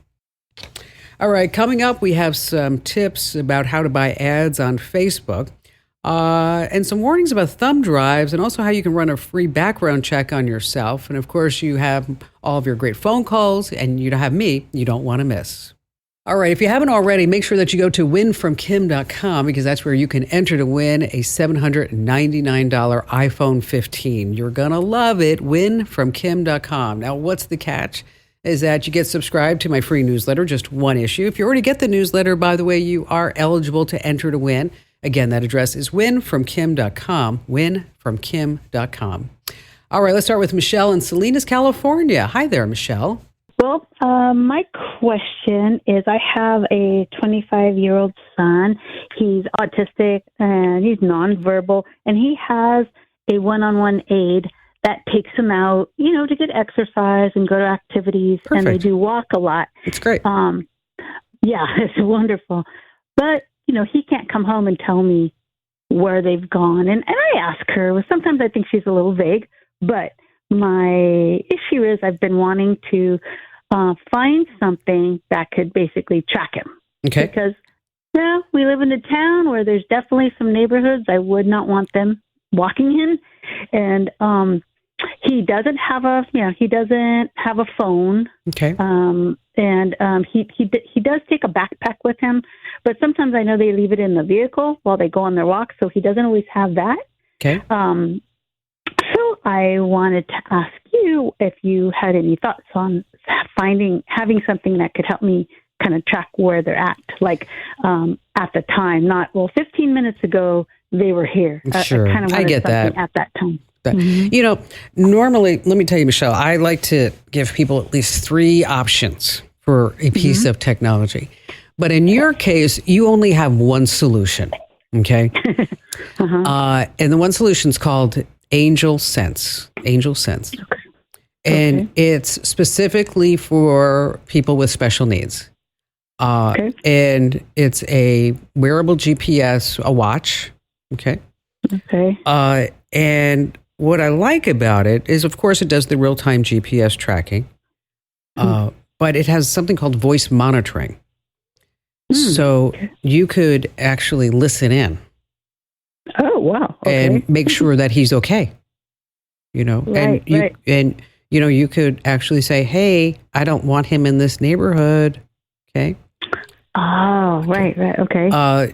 And you could the trackable GPS. You could put it on his belt. You could put it on a lanyard, because I know a lot of. Yeah, he does wear a lanyard with his ID. So so you could put it in there.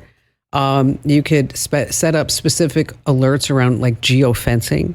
So if they go past a certain mark, you're going to get an alert that you don't want him in there. Wow. Okay. So you could put an Apple AirTag on that lanyard, but that's not, and that all that will do is give you real-time tracking or a tile tracker. Okay. You're going to get an AirTag if you're on Apple. You're going to get a tile tracker if you're on Google. And there are some other ones now because Google's just rolling out their new and fancy real-time tracking. But nothing for peace of mind can compare to this Angel Sense for you. It really can't. Okay. It's about $40 a month. Okay. And so think about that, $10 a week, but every time he goes out, you're not going to be sitting there worrying where he is, right? Pins and needles. Exactly. Did they go? And then she comes back and you go, where'd you guys go? Oh, we went out. We walked around the park. Okay. And you're like, okay. Yeah. Okay. I knew that you went out because you were not here. Okay. So, okay. So what I really want to know is, where did you go? And because this is my son and he's 25 and I love you and I love him and I respect everybody, but I'm his caregiver. You need to make sure that you're responsible for him. You want to make sure he's okay. So Again, it's Angel Sense. Michelle, just check that one out. That's exactly what you need. And thank you for your call. Let's see, David in Atlanta, Georgia. You're up next.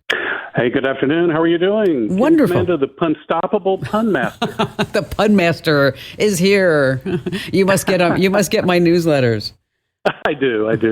All right. You know what? I'd say, so whenever I look at the comments from the newsletters, I have to tell you, it's like, love the jokes. And then somebody's like, I hate the jokes. Stop the jokes. Of course. It's like, all right. Okay. It's just, but you just have to like lighten up life sometimes. It can't be Fox News all the time. All right. It just can't. You have to be you. Exactly. Let the chips fall where they may. So what's on your mind? Well, I think the last major iPhone release, there was something in the advertising notes. I won't go so far as to say they were release notes about Apple Private Relay. Mm-hmm. And I thought it was a new feature, but since then seems it's been out for a while. But my question was, is Apple Private Relay, what is it like compared to a third-party VPN? Is it as effective? Why would you use one versus the other? It's a great question because sometimes when I'm out and about and I'm on my MacBook or I'm on a plane or whatever it may be, doing a speaking engagement, whatever, is that it will pop up and say, oh, Apple Private Relay has just been enabled to protect yourself and your privacy. And you're like, oh, thank you very much, right? But, is it really doing the job? The VPN works a lot like Private Relay. So the whole idea is that if you're on Private Relay or a VPN, is that it's going to, encrypt your data, right? Protect your privacy. Make sure that you're not going to give access to bad actors, your passwords, or anything else that may be going back and forth. The problem with Private Relay is that it's made by Apple, right? And because it's made by Apple, and Apple makes great products, don't get me wrong, but it only works inside Apple products. So it's only going to encrypt and protect you when you're using, say, Apple Mail, right? Safari. And Safari, yes. Okay. So if that's all you're doing, then you're probably okay. But it's never going to be as good as a full-blown VPN because the VPN will cover all traffic. Everything that you're doing from your device, it's going to go through that VPN. It's going to be protected. It's going to be encrypted. So, I think it's a great shot across the bow by Apple. But, am I going to replace my VPN and only use Private Relay? What's that answer, David? No, absolutely not. No, we're not going to do that. Not at all. So, leave it turned on. It's not going to hurt anything. But just keep in mind, too, that you want to use a third-party provider as your VPN. And, of course, we recommend ExpressVPN here on the show. I've used it for years. If you go to expressvpn.com/Kim, full disclosure, they are an advertiser, is that you get 3 months free. But I will tell you that I've used ExpressVPN for so long, and it's a great VPN. It's easy to use, simple to use. One click, you're protected truly. And again, expressvpn.com/Kim is the way to check it out. And David, thank you for your call. All right, Facebook makes it super easy to buy ads and totally blow your budget. Okay, so you really need to know what you're doing. When you enter your credit card number to pay for those ads, let me tell you, no one at Facebook is going to call you up and say, things aren't going so good. You sure you want to spend this much? No, Facebook will just keep charging you for ads even if they aren't working.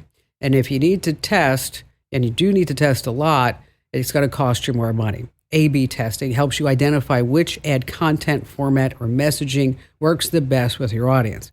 And let me tell you, it's a full-time job to advertise on Facebook. That's why you're listening to the radio, you're listening to the podcast, you are better off buying endorsement influencer ads on your local radio station.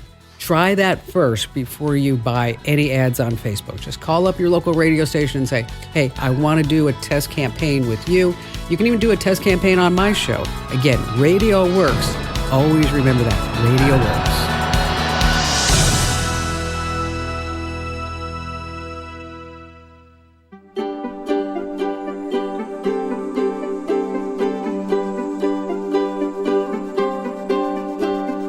All right, we have a thumb drive warning, and then also later on how to do a free background check. And before we get to all of that, joining us here now on the big show is our very own Komando.com podcaster for us and a whole bunch more. Our amazing, yes, you are truly amazing content queen, Ali Seligman. Hi, Kim, and thank you. So when we start talking about we have so many people that have small businesses. We start talking about small businesses. You know, I saw this research report the other day, and I sent it to you, and you're like, this is gold. This is something. Because a lot of people, when they start talking about like what colors are important and how do I really portray something to somebody online. I mean, you know, the reason why everything's all blue here in the Kim Komando Show studios is quite simply blue is trust. There you go. Yeah, there's a science behind all this. Exactly. There's a reason it's not like, I don't know, hot pink in here, right? Yeah, not Barbie pink. No. That would not. See, if it was all Barbie pink and we were talking about this, you'd be like, what is that? Right? Can I take this seriously? Right. No. If it was like maybe maybe it was a beauty show. Pink, sure, let's do it. Right. Yeah. The colors you choose matter. So this was a survey that was by Adobe. Perhaps you've heard of them. Yes. They made Photoshop. So the 2024 Small Business Branding Report, they looked at, okay, what fonts, what colors, what are people doing on their websites? Now, this isn't what's the very best. It's what are most people using. But we can say, okay, if 85% of websites have a white background, probably a good idea, yes, right? Exactly. Yeah, sometimes you want to stand out. You want to do things not everyone's doing. Sometimes you just want to do the thing that is best practice. And if that many people are doing it, it's for a reason. And in that case, yes, a white background because you can see things and read things quite easily on it, right? The top background colors for small business websites, white, again, 85%, gray, 34%. If you do a gray background, make sure you can read the text. I know, that's the problem. You don't want to do gray. We don't even want you to do gray. I don't think I want you to do gray. Yeah. You could do something really dark and then do white text. That can work. You need a lot of contrast, but really just do a white background. And that's, you bring up an interesting point because you've heard me say this. We don't need to reinvent the wheel, right? Totally. Okay? Yes. Just if it's working for somebody else and it's working for the majority, it's probably doing that for a reason. And I often say like Adobe, they spent a lot of money doing this research. Right. Okay. Yes. We don't have that research budget.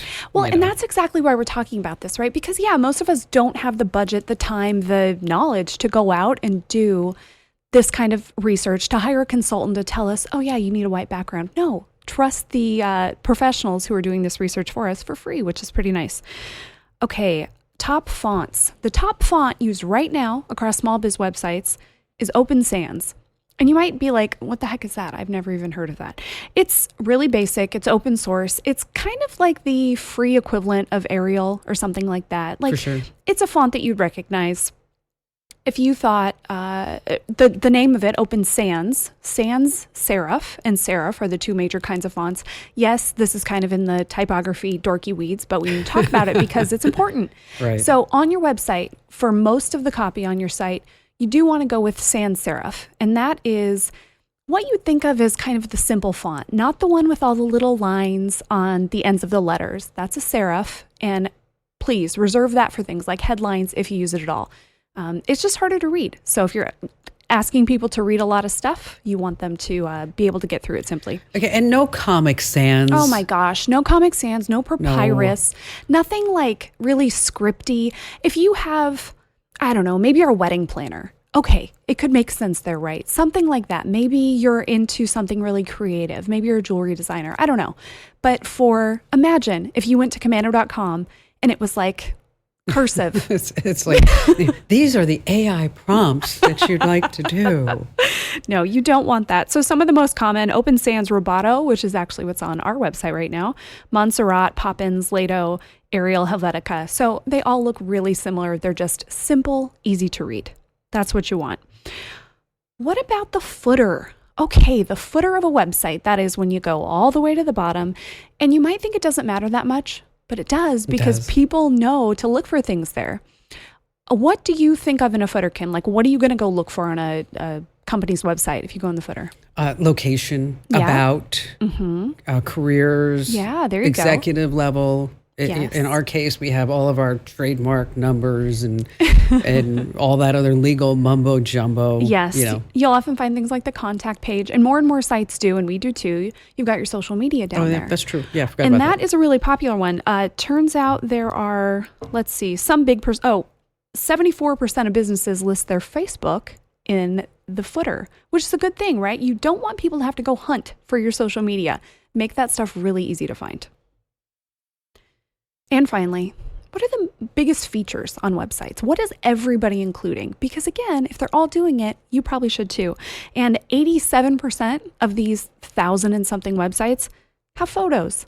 Duh, people like to look at pictures. It makes it more exciting, especially if you've got that white background, not that much stuff, right? You need pictures. And something our designer tells me all the time, people connect more with pictures of people. So if you can put faces on your site, great. Maybe you can use your actual customers with their permission. Maybe you can use yourself, or you just have some really great stock photography, right?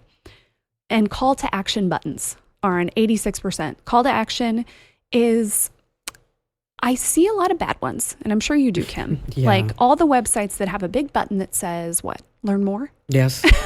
Learn more. That's it. It's lame. People don't want to do that. It sounds like work. So you need to make those exciting. You need to focus on making that something that... Enter to win. Totally. Would you click it, right? Maybe you've got course. a fitness site, and instead of saying, learn more about personal training, boring. What about... Get a free trial. Sure. Get in the best shape you've ever been in. Yes. Cool. You Okay. know, before summer gets here. There you go. You have 30 days to get that bikini body back. Look at that. We just wrote like 5 CTAs for fitness professionals. You're welcome. And CTA, call to action. There you CTA. So speaking of websites. Yes. I know this is shameless, but. But it's Kim Komando. Okay. We have a new website coming. We do. So how would you describe our new website as compared to what we have right now? Oh my gosh, it's so much better, Kim.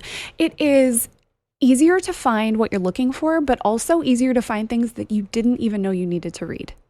Think about like your favorite, think about the current newsletter, right? We have it all curated for you. We have this whole experience where you go through, you read it. It's like, oh man, I didn't even know I needed to look that up. I didn't even know I needed to learn that. Well, that's what the website's going to be like. So it's a whole lot smarter in what it shows you.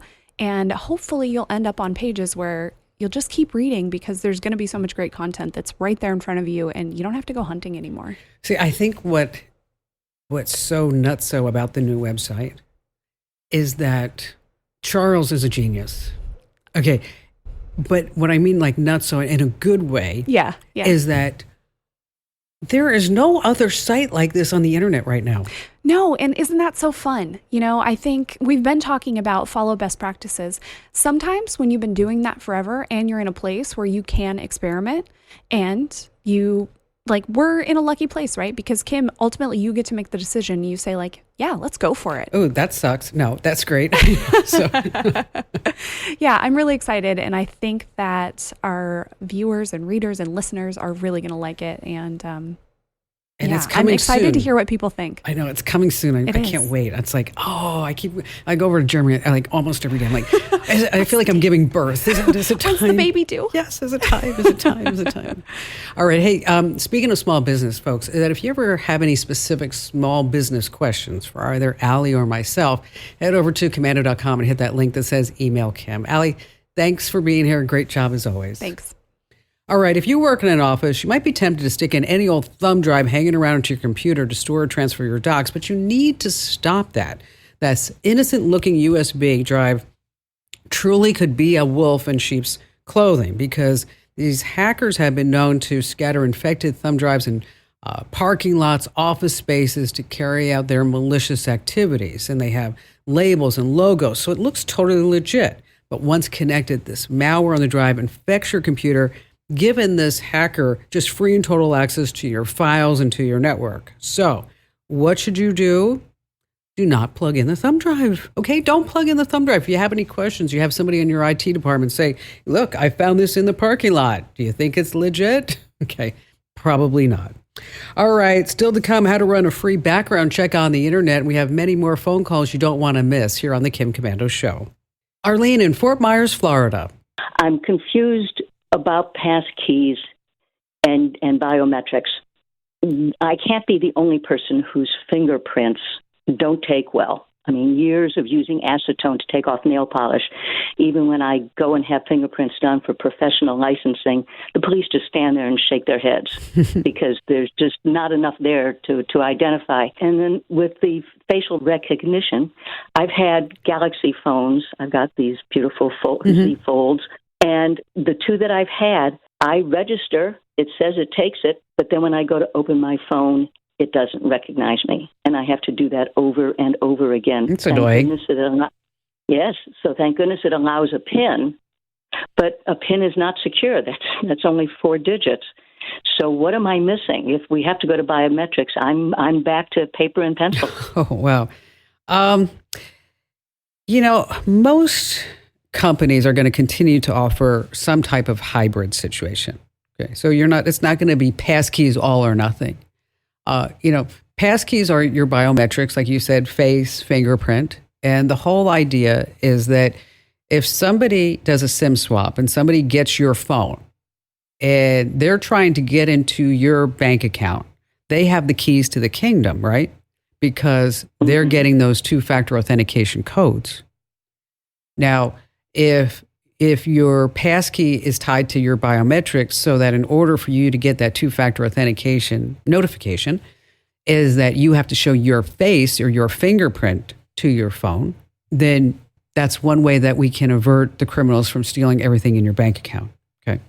Now, the fact that I'm not really sure why your Galaxy phone is not doing any type of facial recognition, just, all for giggles, I probably encourage you to take it to the store or make sure you have all the updates and try again, because normally that's pretty accurate. So there's probably something wrong with the tech. There's nothing wrong with your face, okay? Because that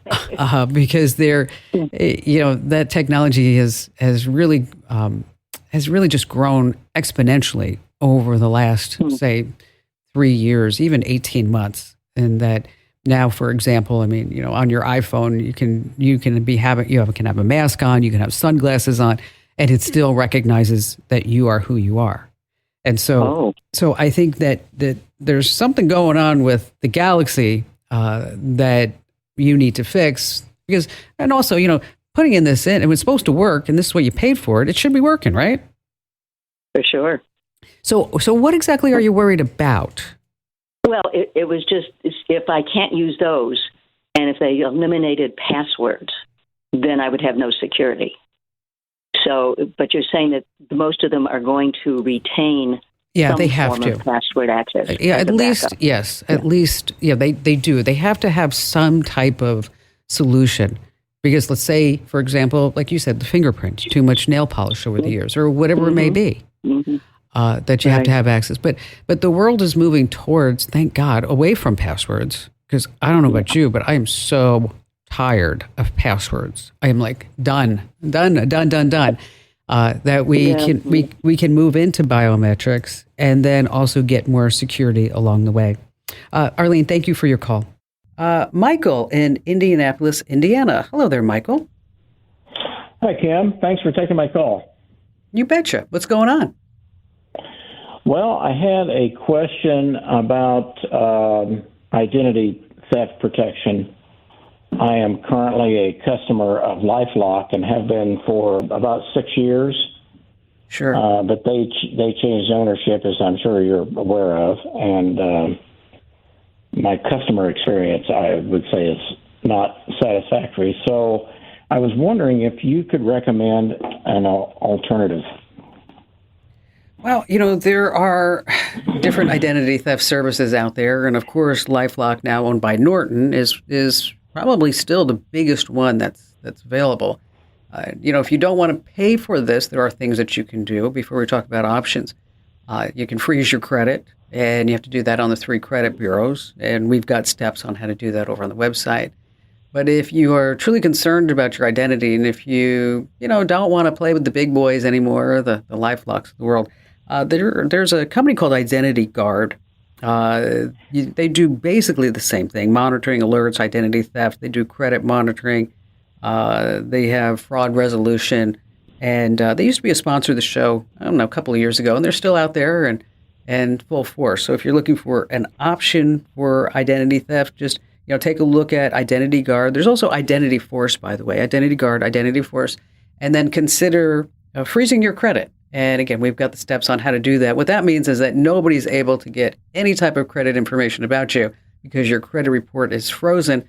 And when you do get a request, you have to unfreeze it. Or if you know you're going to apply for a mortgage or a credit card or whatever, is that you go ahead and you open your credit card up for your credit report, rather, for a particular time, say 24, 48 hours, and then you lock that sucker back down.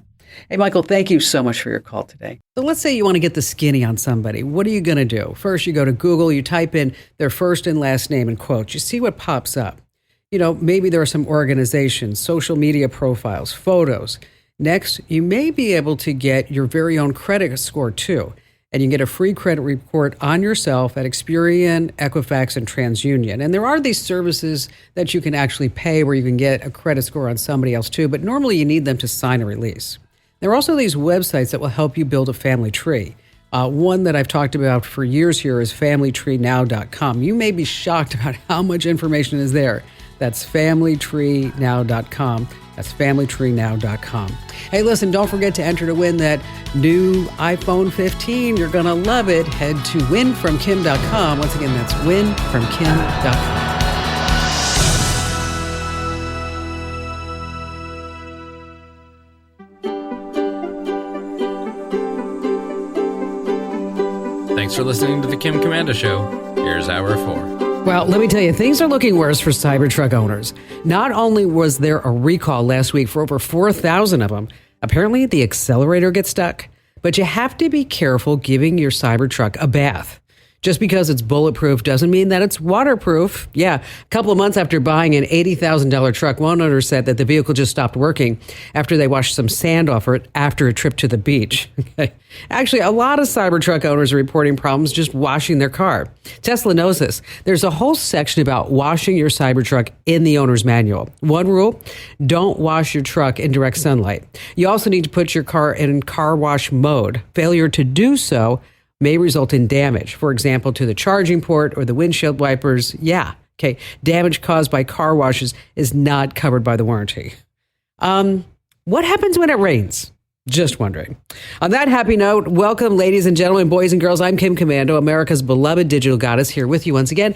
And you're about ready to get more tech smarts because every single thing is now a tech thing. If you're a brand new listener to the show, welcome aboard. Glad to have you with us. And if you're already a listener, you look amazing. And you can find my award-winning show on over 420 top stations across the United States. You can also get us as a podcast or a webcast commercial-free over at komando.com. And if you're on Apple, just search for Apple Podcasts for Komando, as well as on Spotify. You can get the Kim Komando Show commercial-free there, too. And I need two things from each and every one of you. Number one, the best way for me to continue to grow the show is for you to tell just one friend. That's it. And number two, tell me your questions. Tell me what you want to know more about by heading over to komando.com and hitting that link that says Email Kim up at the top right-hand corner. All right, here are the top 5 things that are happening in the tech world right now that you need to know about, and we're going to start with cryptocurrency. Here's a prediction. The dollar value of the Bitcoin is about to rise, maybe dramatically, but at the end of the day, it's all smoke and mirrors. The coming Bitcoin value increase is based on something called halving, as in cut in half. Now, Bitcoin enthusiasts will tell you that halving is mysterious, it's mystical. In reality, it's the oldest marketing gimmick in the book. Simply put, Bitcoin will become 50% harder to create. As each one becomes more rare, the theory says each one will become more valuable, leading more people to buy in, which causes the price to increase again, which in turn causes even more to buy in. It's kind of like the Powerball.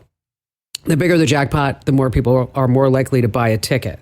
So remember, the intrinsic value of Bitcoins is exactly nada, zero. The only thing that backs Bitcoin is more people buying in. If they stop, the value drops. Again, maybe almost like a Ponzi scheme. All right, moving on to number 2, we're going to talk about Google and ChatGPT. Because when ChatGPT arrived in late November 2022, Google went into total panic mode. Its supremacy was challenged. I mean, gosh, we never thought anybody would overtake Google. Well, Google's initial response was to provide short answers without sending you to various websites. As a consequence, website traffic just plummeted across the board. But now Google has taken a next step very, very quietly. If you type any query into Google, you may very well get a reply called AI Overview. This is an answer generated written by Google's own internal AI. They're actually calling it Google Magi. After a year and a half of nonstop work, Google says this is their ChatGPT challenger, and it's great. Most importantly, these answers are not coming from Google's disgraceful woke chatbot called Gemini. So far, things seem to be going well, but just remember, you can never trust an AI answer. Moving on to number 3, let's talk about Apple. Remember Apple's mixed reality headset, the one that came out months ago? If it slipped your mind, don't worry. Not everybody else is concerned about it either. Priced at $3,500 to $4,500, we can safely call this Apple product less than successful. But Apple's not given up. Just because nobody really wants this expensive, cumbersome Apple headset doesn't mean that it's a total failure, at least not yet. Apple believes that even though you don't want one, maybe big business will. So listen to this. They're pitching the headset to corporations, hoping employees who work in front of computers and screens all day will want to wear them. The question is, who? What kind of employee? What about all these reports of headaches and dizziness and eye fatigue and even nausea? Plus, the Vision Pro is really super heavy. And the bottom line here is this is an Apple product just searching for a purpose. Moving on to number 4, remember Amazon's Just Walk Out technology? You go into a store, pick what you want, and then you just walk out. Your credit card is automatically charged. Yeah, Just Walk Out looked really super duper on paper, not so much in real life. So Amazon retired Just Walk Out for 2 reasons. Some people just walked out without a credit card on file. Others complained of being charged for items that they didn't even touch. So now Amazon has a new idea. Cue the angels. The Dash Cart, a smart grocery cart. So here's how it works. As shoppers add and remove items, a display on the cart adjusts the total price in real time. And when you get to the store exit, guess what? You just walk out. The cart automatically charges your credit card. So we're left to wonder, how about those issues that troubled its Just Walk Out program? Is this going to be the same issues with the Dash Cart? So far, the big chains, the Safeway, the Krogers of the world, they're just staying away. And finally, this, coming in at number 5, if your next vacation includes flying, before you use your airplane's Wi-Fi, you have to know the facts. And here's what the airlines don't want you to know. You see, it doesn't matter which airline you fly, its Wi-Fi is just not safe enough to conduct important and personal business while you're in the air. Airborne Wi-Fi, well, it's about as unsafe as public Wi-Fi. And if you just want to send or receive email, browse the web, hop on Facebook, X, whatever it is, your social media flavor of the week, that's okay. But avoid all financial transactions.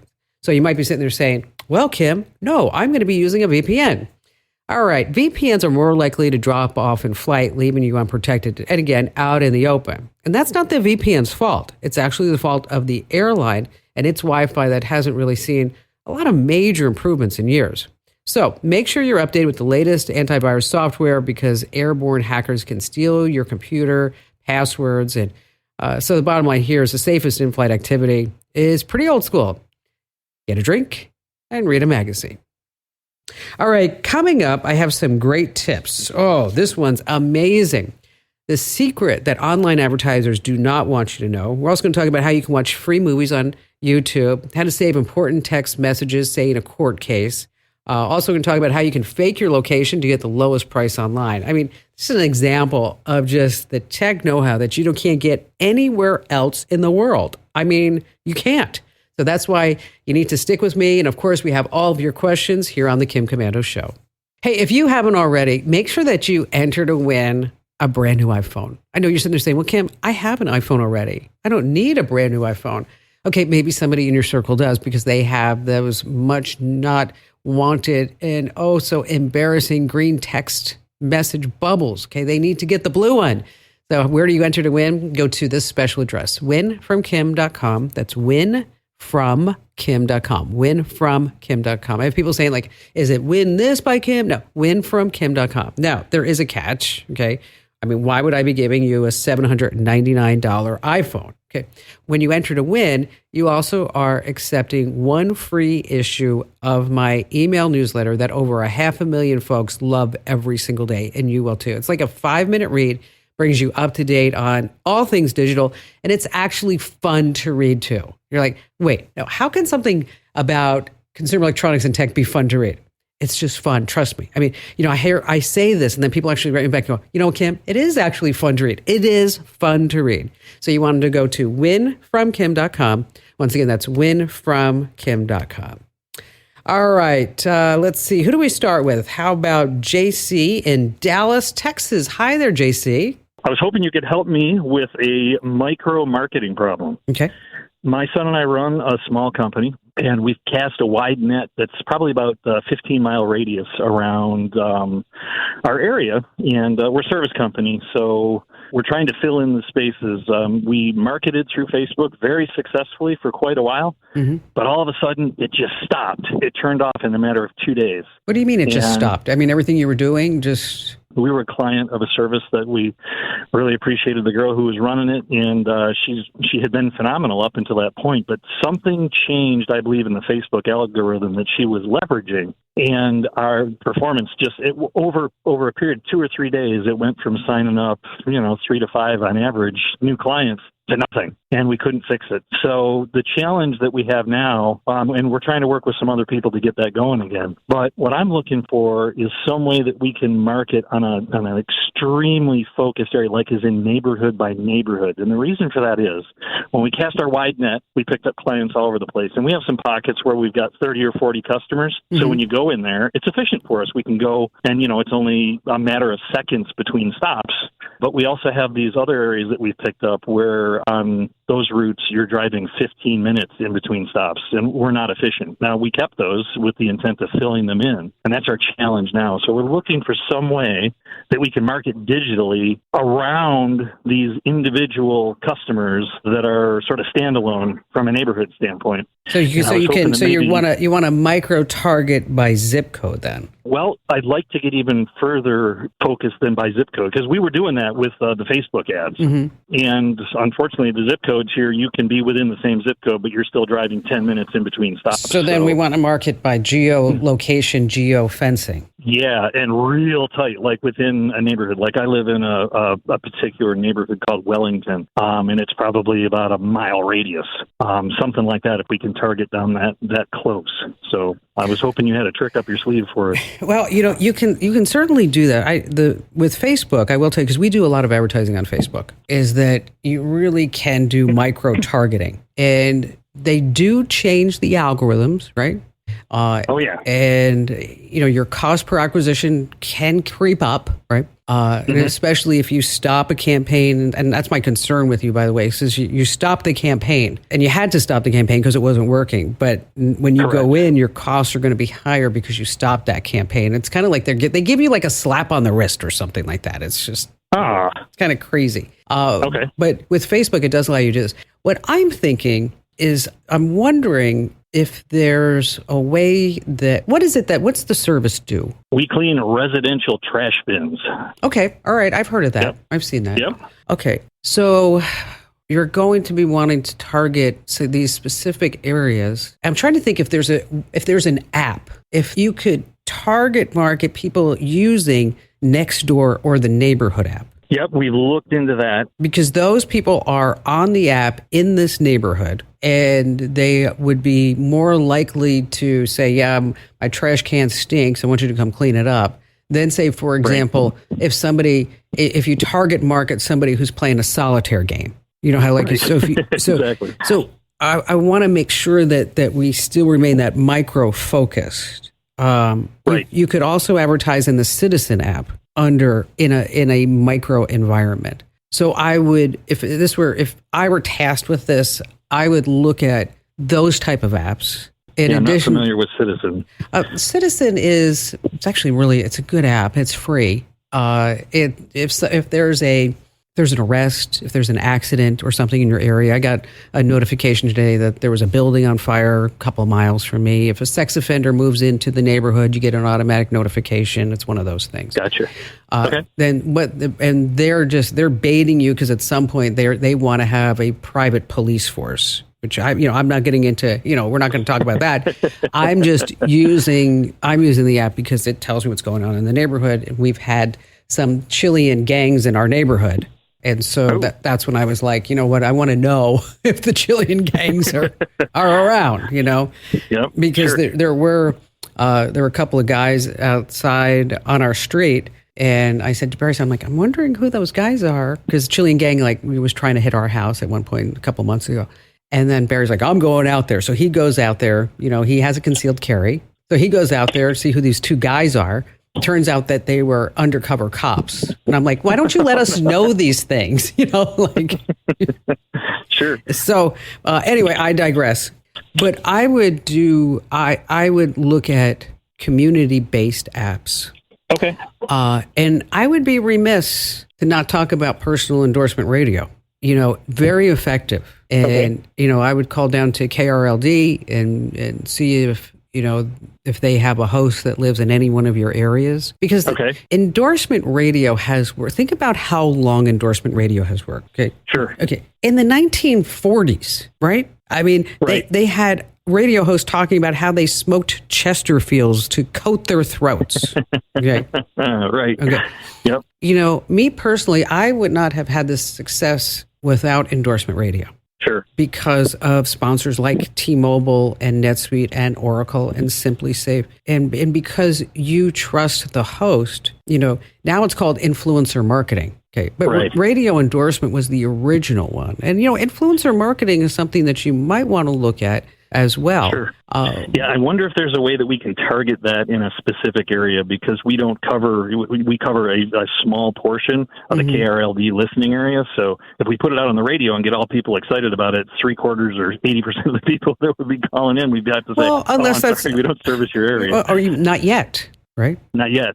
Good point. Because if you get enough inquiries from that area, then that's where you got to go. Exactly. And it's as simple as putting a little disclaimer at the end, not available in all areas. Takes just a second to say that. But, if you're looking to expand, or if you think that there is an area, you could even have the host say, coming soon to whatever neighborhood is that you want. And if you are in this neighborhood, the first 100 people who sign up, we're going to give you the first week free. So it gives you the opportunity to really change your messaging on the fly, to have somebody who's somebody listening to trust. They already trust this person.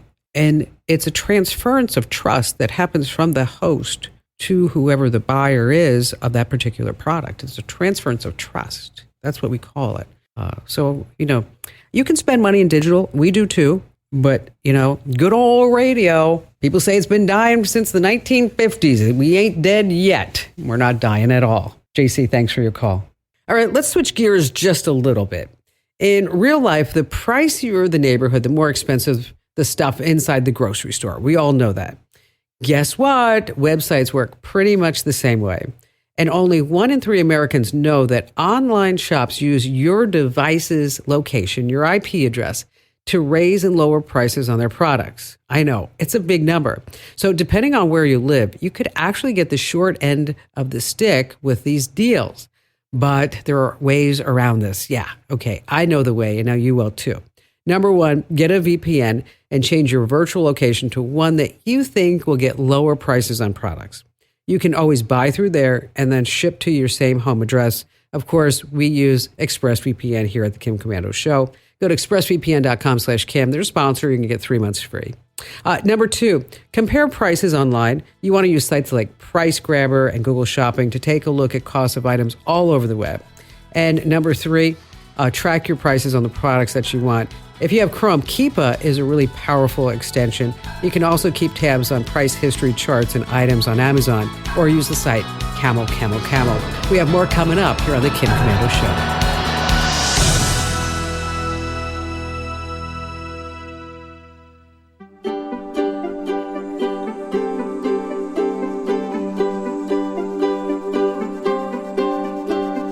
You know, whenever I mention this, I always get some hate mail from some digital marketing agencies across the country. I'm talking about the secret that online advertisers do not want you to know. And then later on, have you looked at your streaming costs lately? Yeah, they just keep going up, up, up, yeah, and up again. Well, I have some ways that you can watch some free movies on YouTube. And of course, we have more of your phone calls. But before we get to all of that, I get this question a lot here on the show. How do I save my text messages for, say, a court case? You know, because your text messages are probably full of photos, conversations, responses, and you can back them up. All right, let's start with Android phones. There are just a slew of text messaging backup apps in the Google Play Store, but the only one that you want is called SMS Backup and Restore. The app creates a backup on your phone and also to Google Drive, Dropbox, and OneDrive. You can create backups whenever, or you can schedule automatic recurring backups. Now, if you're using an iPhone, you can back up your text directly to your iCloud account. Just toggle messages on in your iCloud settings. But let me tell you, it's just cumbersome. Apple really needs to fix this. So that's why I recommend an app called iExplorer. It's going to save your iPhone's messages to your Mac or PC as a PDF file. So if you ever need those names of the apps again, you can search the phrase, say, back up your text messages at commando.com. But if you happen to have a pen handy, for Android, it's SMS Backup and Restore. You can put this right as a note in your phone, and iExplorer on your iPhone. All right, let's see. Back to the phones we go with Brandon in Spokane Valley, Washington. Hello there, Brandon. I've been kind of exploring about some GPS tracking on my work vehicles. Increase efficiency, help me do mileage billing for my customers, insurance discount, that sort of thing. But I was looking for something simple. I know they have ones that like plug into the OBD2 scan port on the vehicle. That way they can stay charged. It might be easy for guys to unplug them, bring them into the office. What I don't want to have or I don't need is like a live feed on that. I don't need to be able to check in all the time. But these things carry a yearly subscription. I'm trying to figure out how to get away from that. You know, there's a couple of ways for you to do this. How many vehicles do you have? 5. Like 5? Okay. You know, a simple, easy way would be just to pop an AirTag in each of the cars. Have you thought of that? Not really. Yeah, so the Apple AirTags, you buy 4 for $89 on Amazon. And so I actually have an AirTag in each of my cars. And so you can put it under the seat. You can don't put it in the glove box. That's the first place where everybody looks to find them. Okay. Okay. Or on the center console. So you can tuck it in under the seat. Now, keep in mind that if somebody else has an iPhone, that they're going to get a notification that says there's an unknown AirTag near you. A lot of people, what they recommend is that if it's going to be on vehicles where you think that may be an issue, and I'm not giving this out in case you're a stalker, because obviously you're not, is what they do is they put the AirTag somewhere in the engine itself with some duct tape. And so this way the AirTag will always stay there, but people don't know enough to look in the engine. If they look in the engine, it's going to be really hard to find something the size of a quarter that has been duct taped over. But the beautiful thing about that is that it doesn't cost you anything. Okay? I mean, it costs you that one time, but there's no ongoing subscription. You do get real-time tracking.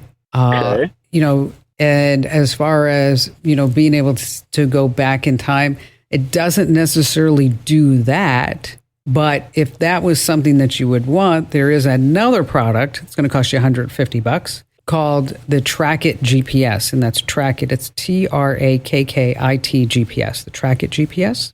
Okay. And it's about $150. There's no monthly fee. There's no subscription.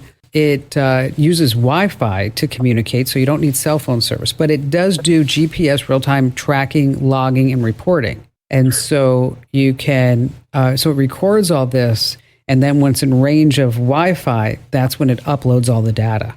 Oh, great. So if I wanted to explore more with the AirTag, is that something that's exclusive to Apple? Because I'm an Android user. Oh my gosh, I don't even know why we let you on the show. Kidding. Come on. Android, you're going to look at a tile tracker. Same thing. Okay. Yeah, so Apple's for Apple's, Apple AirTags for Apple, tile trackers for Android. Samsung also makes their own. And then if you think that maybe you need more than that, take a look at that Trackit GPS. Again, that's TRAKKIT GPS. And if you need any help afterwards, Brandon, I'm your gal. I'm right here for you. Let's see who's up next. Debbie in Fort Myers, Florida. Happy to have you with us, Deb. Okay, so on Sunday, I listened to your show, and I heard a gentleman talk about his very senior parents. They're 92, 90, and he was wanting to find a way for them to have access to apps that could entertain them, as well as allow him to see if anything medically was going wrong, if they fell or anything like that. And so you gave him you gave him two options. First an iPad and then an Echo Sound or Echo Show. I'm sorry. Yeah, that's okay. And, okay, so I immediately went out thinking, oh, this sounds perfect, because my husband is 68 but very ill and not able to do a lot of things. And I thought this could be a good thing for him and for me. Except I realized that after researching it, it's not a mobile device, meaning you've got to it's got to be someplace, sit on a counter or sit someplace. Yeah, the Echo Show does. Yes, you're correct. Yeah. So should I go back to looking at an iPad, or is there something else? Well, tell me about your husband. I mean, he's relatively young at 68. Can he use an iPad? He's never used one before. He knows how to use a telephone. So I would be teaching him how to use an iPad, but he is ill. And tell me about his health issues. Tell me about his health issues. Okay. Any dementia, anything like that? No. Okay. No, not that at all. Just very ill and not a great prognosis. But for whatever it is, I mean, somebody can't be with him 24/7, and he can't just watch TV 24/7. He's got, he likes to travel. He liked to, play blackjack or, gamble a little bit, do things that just would be stimulating for him. He watches cooking shows because he loves restaurants and likes to go out to eat. So we do all of this on TV, but after a while, it's extremely boring. For sure. And it's definitely not, it doesn't motivate him. It doesn't motivate me to sit with him doing this. So are you afraid of him on an iPad falling for any type of scams? Or you don't think he wouldn't do that? I don't think he would do that. Okay. I just think it would be, what's the right piece of equipment, and I'll teach him, and I'll do the monitoring. Okay. All right. Extent. Okay. So you know what? You want to buy him the biggest iPad you can afford. Okay. Right. And make sure you have an iPhone, right? Right. Correct. Okay. So that this way you can FaceTime and monitor, and you can share his Apple ID so you know exactly what's going on. Buy it at the Apple Store. Okay. I don't want you to go buy it. I don't want you to buy it on Amazon, or I want you to go to the Apple Store. Okay. Right. And then here's the reason why is that they have classes, because you said you teach him how to do it. Get him out of the house. Let him go to an Apple Store where there are 5 or 6 folks his age, because they have classes, iPads for seniors. They do. Oh, that's great. Okay. And so he can sit around the table. He can go through his class. He can learn what he needs to learn. And then, you might want to go too, because this way you learn, right? You can look over his shoulder. Right. Correct. And then, and then that'll give him a bridge to the outside world. And then you also have a way for family members and friends to contact him, send him pictures, remind him how much he's loved, right? Right. And he can play blackjack. He can do the games, and just monitor the games. Explain to him about in-app purchases. Because a lot of people get sucked into that. It's only $50 a month. Well, then that turns into a couple of hundred, or whatever it may be.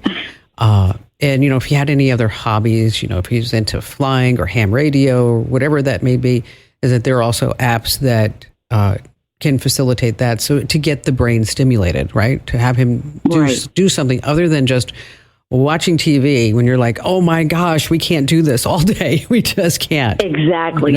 Exactly. So go down to your local Apple store. That's, go to the Apple store and just, again, buy the biggest iPad that you can afford, and a nice solid case for when you guys want to go out. And, he's got a camera built in. He's got all kinds of stuff. And I don't know your husband well enough to point out the apps, but when you go to the Apple store, you can ask one of their geniuses. That's what they call them, an Apple genius. Say, this is about my husband, and what kind of apps and kind of accessories might be really cool for him to take a look at, and then sign him up for those classes. It's going to be It's going to be wonderful for him, Debbie. Absolutely. And thanks for your call.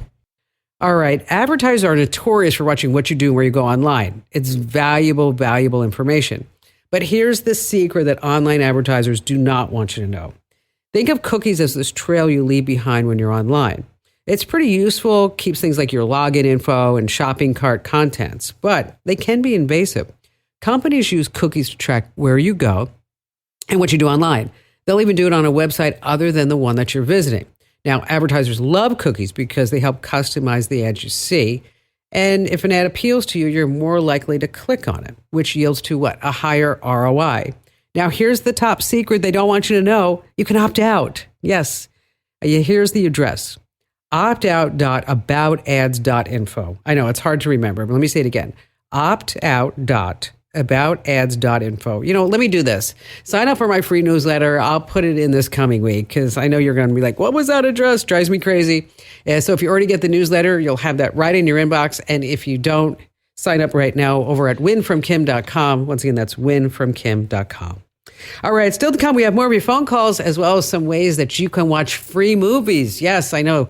Streaming costs. Gosh, it's just nuts, isn't it? It seems like every time you turn around, somebody else wants like another $5, $10, $20 a month. I know. I feel your pain, and I'm Kim Komando.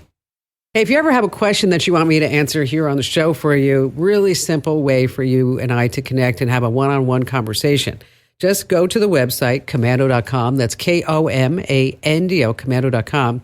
And then there's this special little link. Okay, I know you're smart. You can follow it. It says email Kim. So you go to komando.com, hit the link that says email Kim, fill out that form. I'm the only one, and I read every single note that you send me. I'm the only one that actually sees all of these. So again, that's komando.com. Hit that link that says email Kim. All right, back to the phones we go with Dennis in Fort Wayne, Indiana. Hi there, Dennis. Well, I've just got a problem here with some email with a Mac, and I just need a little help, I guess. Okay. What the deal is I'm a volunteer at a 55-plus community, and I publish a directory with name, address, phone number, emails, and so forth. Mm-hmm. And there's about 100 of us, so it's a fairly big list that I have. So obviously, I put them into a group. So if we want to email everybody at one time because of events or whatever the case may be, then we have this one button you push and you're done. Perfect. There are from time to time there are other people in the village that would like to send out mass emails. But I have no clue how to send this to them so they don't have to sit down and do the same thing I've done, which is create a group list of about 100 people. All right, so you're just looking for a way to email everybody in the community at once? Yes. Okay. And this is on a Mac, and not everybody has a Mac that's here. I mean, a lot of them have a Windows-based unit. Oh, it doesn't. And so forth, so. The solution that we're going to talk about doesn't have anything to do with the Mac or Windows, so we don't need to worry about that. The easiest and the best way to do this is for you to use an email service. Okay. And so what you're going to do is instead of sending it from your Gmail account or whatever account, Hotmail, AOL, whatever you guys are using, is that you're going to use a service like MailChimp. And so with MailChimp, what's really beautiful about this is that you can set up the account. And then you can also set up other people underneath this account. So somebody could be the administrator. That would probably be you. And then you can set other people up as users. Okay. And then the users would sign into MailChimp. And then all the email addresses will be right there. Okay. And if somebody decides like, you know what, I'm so tired of getting these emails, I don't want them anymore, they can unsubscribe. And if an email address is wrong, it's automatically going to bounce back and alert you that a certain email address is no longer valid. Somebody new moves into the community, is that you can just go ahead and manually add them to the list. You can export this list if you want. But the bottom line here is that no longer are you doing the day-to-day tedious, frustrating maintenance, right, of this list. Yeah. And then saying, oh, gosh, now I got to give somebody else this list. And then don't send it to Bob at that address because he just emailed me and told me he's got a new email address, right? And so, and then with MailChimp, for example, it's totally free. So it doesn't cost you anything. Okay. It's beautiful. Just a wonderful, wonderful thing. Now there is another service, a competitive service called Constant Contact. If you guys and gals were wanting to send out like pretty brochures via email or really get into email marketing, I might say, use Constant Contact because they have better templates. And that's what you're going to be dealing with. With MailChimp, the templates are basic, but it's enough for you to get your message out to everybody inside the community. Now, speaking of a community, okay, notice this transition is that if you get my free email newsletter called The Current, which you can sign up for right now at getkim.com, is that we have had people win iPads. And as a matter of fact, we're giving away $1,000. So if you give us 1,000 people who get the newsletter, I'm going to give you $1,000.